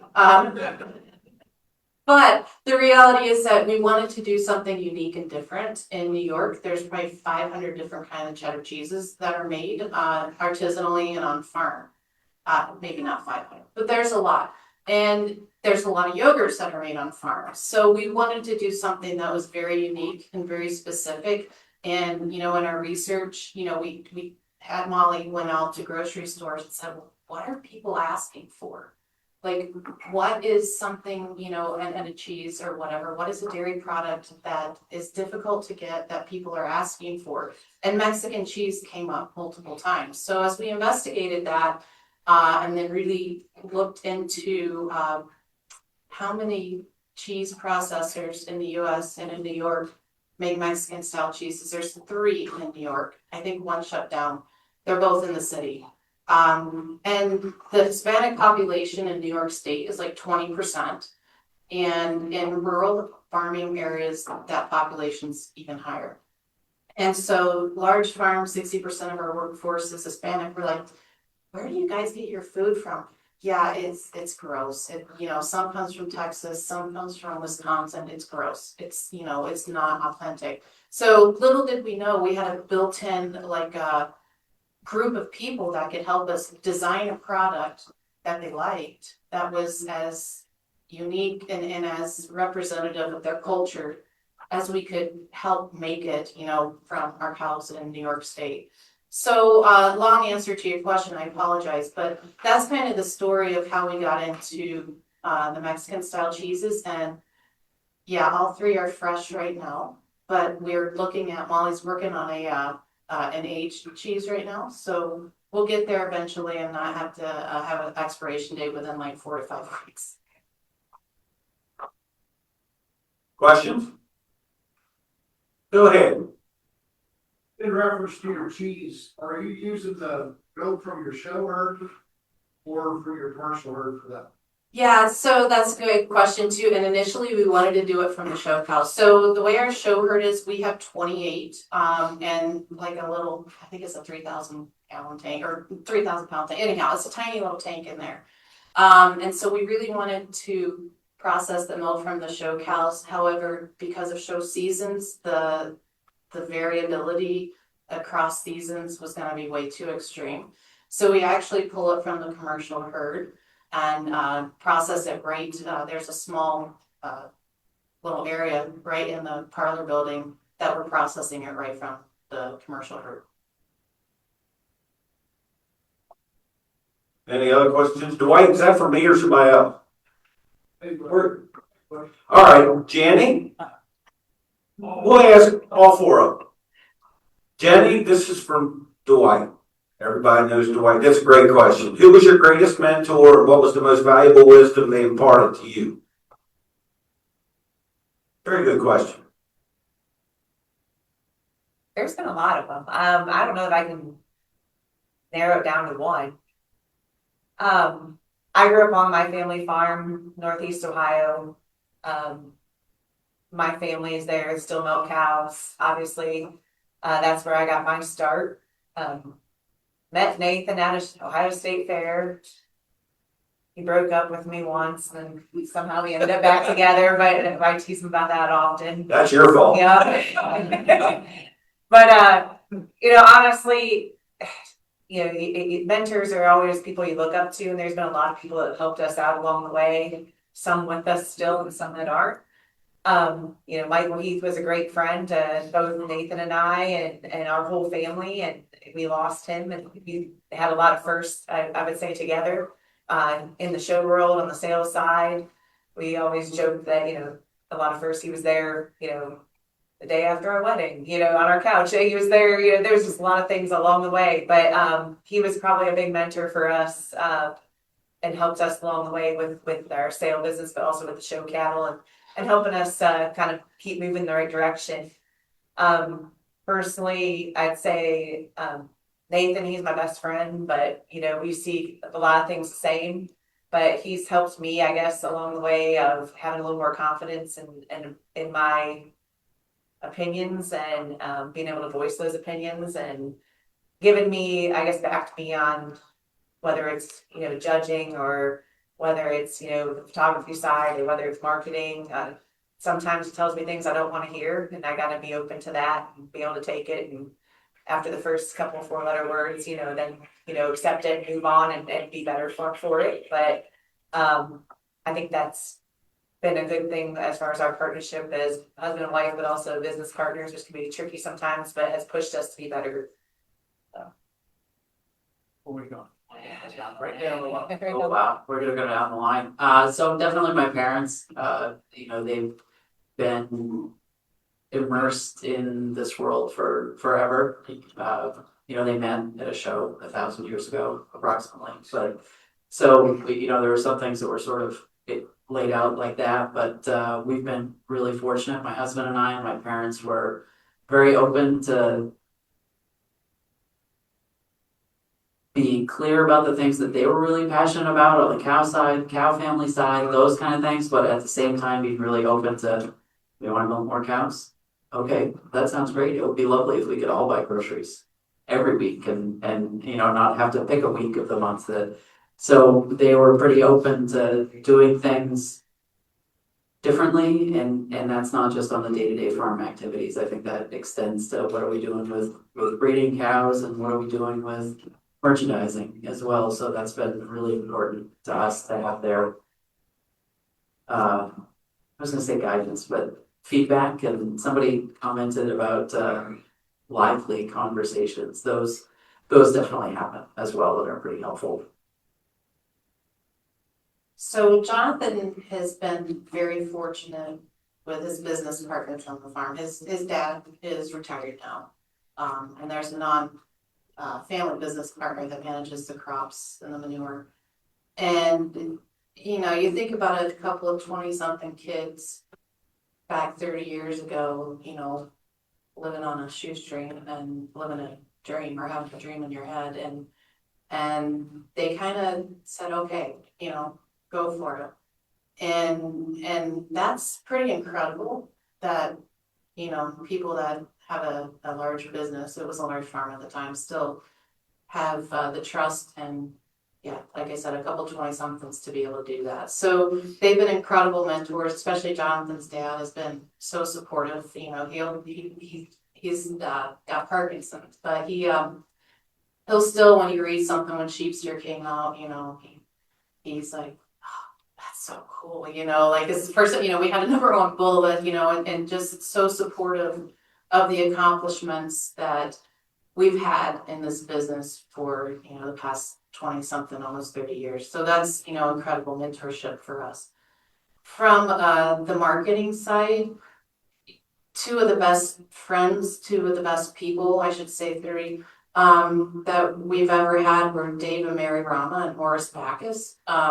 We started our sales series back when we had like nothing, and they came in and, revved you up and built you up, and you got the greatest thing, you averaged $2,500 on the sale. I was like, all right, we did good, and then horses, he always would say, buy the best and breed them better. And that's something that we really took to heart and that we really worked with. And those guys from the marketing standpoint, just, you can't replace people like that. And we were so fortunate that they were supportive of us in our early days and still to this day, they're on us.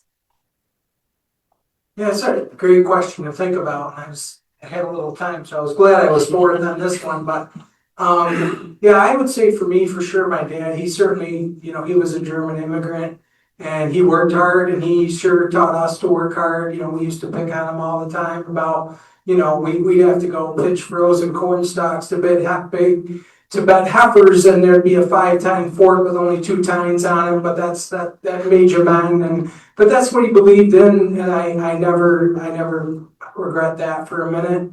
I also had a professor friend at Cornell, Dr. Galton, with huge influence on me as a young person to dream big, plan well, and the sky's the limit. And, I don't know that I would have done some of the things that I did without his influence. So really appreciate that. And then, as we got into the show world more, my boys and I do it as a team, with my wife's blessing most of the time. But we really do. And when there's disagreement, it's always going to be 2 boys against 1 dad. That's usually how it goes.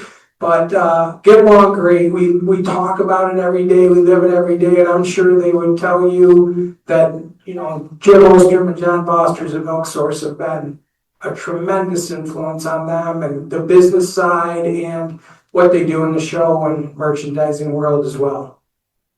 Thanks, Pete. And for me, it's obviously your mother and your father are your #1 mentors, and I certainly echo that. I lost my dad at a very young age. I was 22 years old. I lost my dad to cancer. Some of you knew him, some of you didn't, but he was an estate auctioneer, and he's what handed off the level of auctioneering to me. And my mother, she raised a wild child for a while, and he got in control of that most of the way.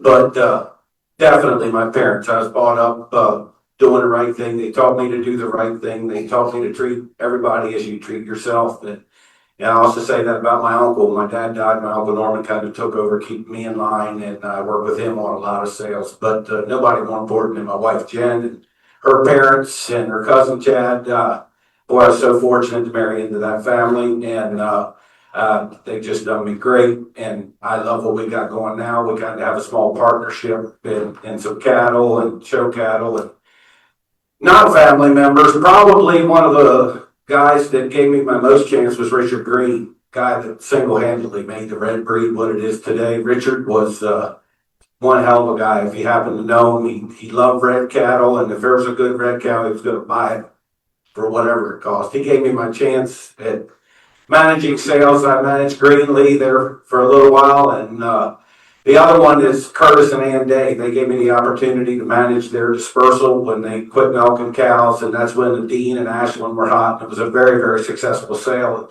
when they lived in Shippensburg, and I certainly appreciate them for giving me that opportunity. But I could go on and on and on about the people that have done me well, and I certainly appreciate it. More questions for the crowd, but more particularly, I'm thrilled that there's a lot of youth in here. Are there any juniors that have a question? Don't be shy. I don't even see any arms up. Anybody? Okay. I do have one that somebody texted in, and we can go a little past 3 if we need to. And I already know the answer, but I'm going to ask it for everybody to answer. If someone loves cattle but does not show or have recips to market index animals, how can they invest in the business? Yeah, I think we talked about that a little bit. You know, there's lots of ways to get into the business. Partnerships are a great way. That's allowed us to do things that would be absolutely impossible without those partnerships. We could never be involved in some of the cattle that we've been involved in without having great partners. So that takes more work, and it takes a lot of effort. Communication is paramount. Having similar goals and direction is really important in that. But 2 people can get more done than one. So I think that's a great way. And then specifically with embryos or IVF sessions, allows you to get into cattle that maybe you couldn't afford otherwise. But partnerships are fantastic if you're good at communication. Yeah, I don't quite know how to answer this. I think you could look at it and go a few different ways. So if yeah, you don't have the financial means to buy a big one, try to partner up with somebody like Pete said. I think that's one way to do it. The other thing is, you know, you don't always have to like be on the farm. There's other ways to be involved in this industry than working on a farm. You know, I'm looking, I got Miss Jean out of the corner of my eye here, who I saw come in crutches, and I'm gonna have to ask you what's going on there. But, you know, you can invest in this industry in so many ways. You know, Jean works for Dane, and it's, you know, an amazing thing that she's doing, promoting, you know, the products that we make every day. And that's, you know, maybe not a financial investment in animal, although she has done that as well. But, you know, there's different ways to do that. If you want to, you know, yeah, go work on a farm. We have robots, you know, working with a robotic company to just, you know, learn the different aspects of working in this industry. There's so many different ways to be involved. Ways I definitely did not know about when I was a young person, and I wish I did. Not that I regret any decisions or the direction that my life has taken, but I just, you know, there's so many opportunities out there for people to be involved in this industry, and there's different ways to invest in this industry. Yeah, be creative. I mean, just think of the raccoon. It's trash can, not trash canned. But I think, you know, whether it's part, that was sad. It's one of those, like, there's a little thought bubble that seemed where it's all right. But be creative. I mean, I think if we think about the opportunities for young people and thinking of the juniors, and more of the population is young people when I think of my age now, and that's really disconcerting. But your career path and your involvement in the dairy industry is going to look different than ours did. The opportunities are different. I mean, it's not, I'd like to be a herdsperson on a farm, or I'm not going to be on the farm, or I'd like to be on the show side, I'd like to be a fitter, or I'm not going to be involved. I mean, there are a lot of in-betweens, whether it's partners, but communicate on that. And maybe it's some weird opportunity that you feel like just falls into your lap. That goes back to the communication, and that goes back to the connections, like the people that are sitting in this room and the people that, you know, maybe you follow on social media, or maybe there's some weird connection that you didn't even realize that you were 2 people removed from somebody else, and take advantage of those connections and be willing to take a little bit of risk. I mean, calculated risk, obviously, be aware of what you're getting into, but take a little risk. I'll try to pick up the crumbs from everything everybody else said here, but all good points. I think from the marketing standpoint or from the sale management standpoint, there is a buy in every sale, no matter how good the sale is. We talked about, cattle that exceeded your expectations, but there's some that don't meet the expectations of what you think. We've all done it. Like, there's sold animals that we thought we sold maybe undervalued. There are multiple buys in every sale. So kind of talk to somebody you trust, pay attention, attend those sales, and great pedigrees are out there. On another note, I mean, we've had a lot of interns come to our farm and work for us and help with us over the years, and some have opted to be paid in embryos. That's one way to get into families and, and do some work and get embryos for payment to also, make your herd and create your own herd. So. Thank you very much, Jenny. And if there's, should be winding this up, if there's any more. I got one over the text line just now that said, ask the group what animal, they've all sold animals for a lot of money in public sales. Which one of your animals that you sold in a public sale blew you away the most with the price they bought? I think I guess.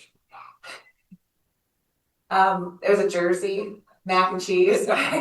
She exceeded our expectations. We knew she was special, but like you said, it takes a couple people that get excited about one, and that was one that they kind of went at war, and it was fun to watch. And I don't know if I'll ever get to see it again. We loved being the generals. Yeah, but I mean, I sat there and I think I was clerking and shaking at the same time, and that was one of our first sales that we had. First year, I think we did jerseys, and it was pretty crazy. So.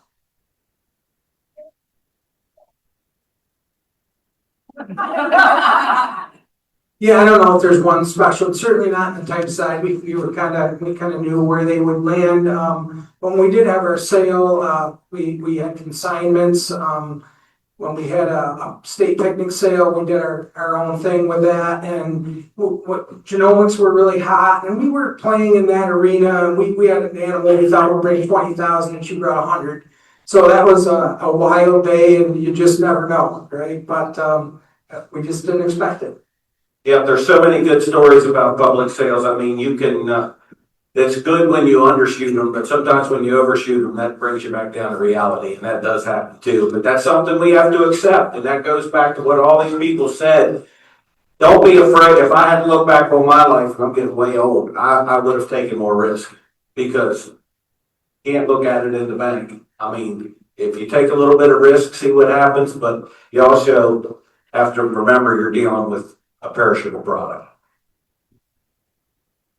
Yeah, I do have one more. I brought up the genomics side, I forgot about it. We sold an IVF session from a sheepster. It's at 2024 at World Classic, and expected we'll just say she brought 10 times more than we thought we'd get from her, which was, we were sitting at dinner and John was like, okay, so we get another bottle of wine now. So we had a nice night that night, so it blew us away. Yeah. You guys think those were complete lightning strikes, or was there something that helped you? And that was where my question was kind of going. Was there something that pushed that momentum to making that lightning strike happen? That's where I was kind of getting at, Chris. Well, for me, it was a cow I bred, Sunburst. We sold her up in Intrigue when it was at Blonded, and we knew she was going to break a lot of money, but boy, when you breed one and she sells for that much money. Now, there was several partners, but it kind of makes you feel pretty cool. Along the way, you think, I mean, could you feel the momentum coming? Yeah, because she was undefeated. She had won New York Spring Show, black and red, and Jeffrey was all over us wanting to sell her, so I knew we had her feet on the ground going into it. Now, that much, what she bought, my feet were off the ground. I think as a consignor sale manager, you try to do all the right things. If you're trying, you have that animal broke, you have them ready, you have them in show shape, you have them, you did the pictures, you did the videos, you do everything possibly, you make the phone calls. I mean, everything's kind of, you got to build everything up, but then there's a little bit of luck involved too. Yeah. I mean, let's just be honest. I mean, you try to do all your homework and do everything you possibly can that's in your control, but again, until you get in that room, and as sale management, you try to build an atmosphere that's exciting. If we all sat here and talked monotone, how exciting of an atmosphere is that? Yeah, you got to build an event, build some excitement, have some hospitality. It all plays into it. And we all like to come together. I mean, sales are social events for people.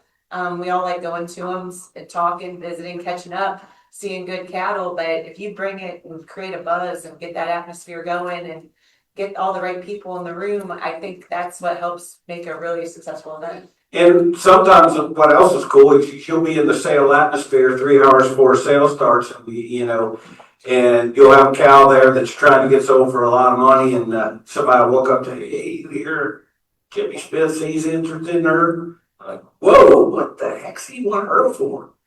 So I don't know, but he's interested. So another guy's listening to you say that Jimmy Smith wants that cow. Well, 2 guys on staff heard you too, so they're calling all their guys. Well, Jimmy Smith wants that cow.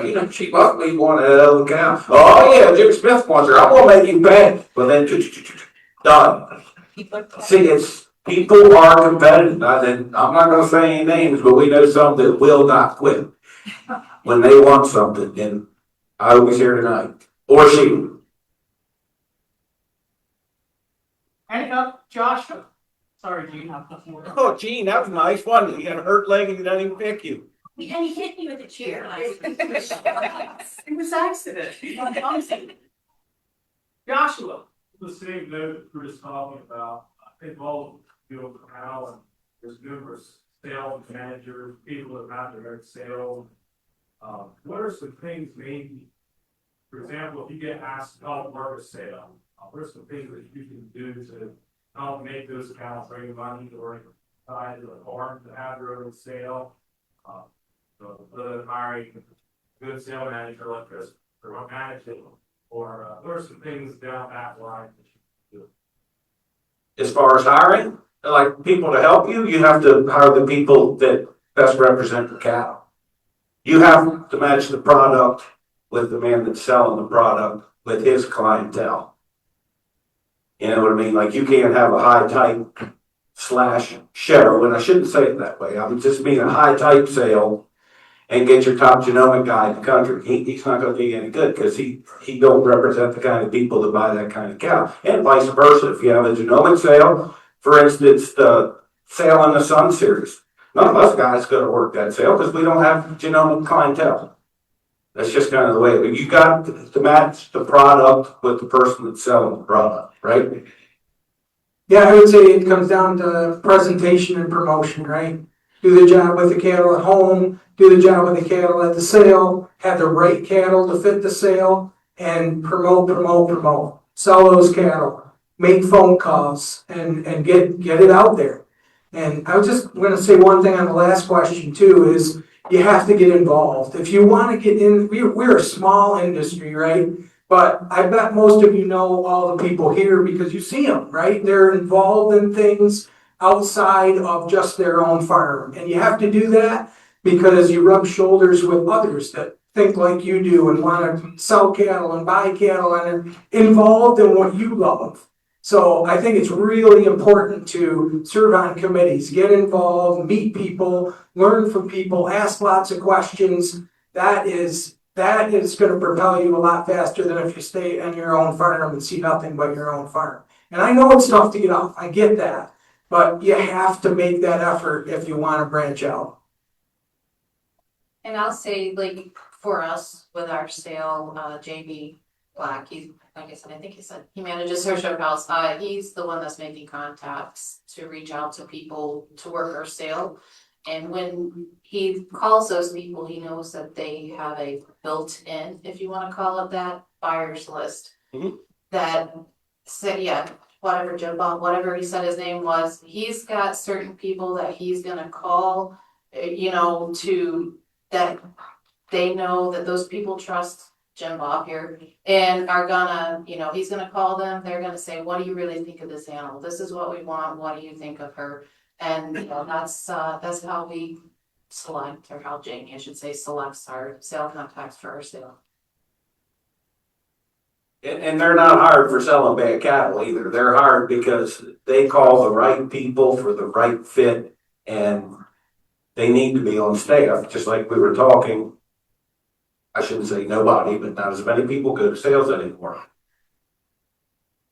Yeah, I would agree with it. I think when I think of sales, that we've had in sales that you go to, and you think of people on sales staff that you just know, you're 100% confident that you can trust their assessment of an animal. I mean, think back to Raymond Lang, always worked $1.5 million sales, and you could be 100% confident that whatever he told you about a lot in a sale was exactly what she was. And you know, when we're on the buying side, I mean, that's the kind of person you want to contact to tell me more about that animal. Have you seen him? What else should I need to know? And on the selling side, you want to be confident that those are the people that are on sales staff that are going to make sure that it ends up going mostly to your expectations. As a sale manager, I mean, we try to put people on staff from geographically different places. So that way, if somebody in PA, that we have somebody from this area that people would trust, that you would know, a familiar face, somebody that you talk to. But we try to cover kind of the US and Canada geographically with a variety of trustworthy people. And I think it's important too that we hire people that are gonna reach out to clientele. They're not just gonna go to your sale, and we have to give them a check for working a sale, promoting your animal, and they're gonna sit there and say, well, nobody called me, because it's not your job. You're supposed to call people. You're supposed to create interest. And that was one of Raymond's best attributes. Raymond would bring a whole book, and he would call every single person, and that's gone as far as I'm concerned. There's not many people that do. There is some, but there's not many. And it's just like the job of being a ring man. That's kind of disappeared after the first 20. We have to start recruiting people to be a ring man. So folks, if you're on staff today, make sure you keep your job, or we'll try to embarrass you. David? Jean? So mine is more of an observation and kind of a sort of a lesson for the kids and everything, but back in 2018, there's this little white calf, a little December white calf that was on the outfield sale. I just loved her, and I thought, I don't need to buy anything, I don't need to buy anything. It was the end of the sale, and I contacted somebody at the outfield sale. We'll sell her to you for $2,200. Because I saw the video, because they did such an amazing job, and I love a white calf, and I bought her for $2,200. And it was Oakfield Beamer Frisbee, who is a sister to Footloose. And that was before Footloose was Footloose. And so sometimes you have to think about trusting your gut, and like Joy said. And same with my Swiss I bought from Joy. She sent me a picture, and I was like, I need that Swiss. Like, I have to have that Swiss. And so my point is too. Let me your horseshoe. Like you. But my other point to tie into was what I said was that as the years went by, I kept in touch with Jamie Black about Frisbee, and he kept in touch with her, and Alicia knew who she was. And then when she did well in Harrisburg, Jamie Black comes over and takes her from me and takes her to Madison. And then she's part of the Senior Best 3. And so with Footloose. And so like that's, and to Joy's point, it takes a long time. I mean, that doesn't happen overnight. And so I think these conversations are so great. And I just think a lot of it is trusting your gut too. Like what you like, and it is luck. I mean, it is luck that I like Cat, who's a sister to Footloose, who then became Footloose. But I commend all of you. I think you've all done a great job, and I just hope everybody learns something. I think it's so cool. Thank you. Oh, and I have a granddaughter Frisbee in sale tonight. That's how we know them to do it. We want to promote your own product because nobody else is going to do it for you.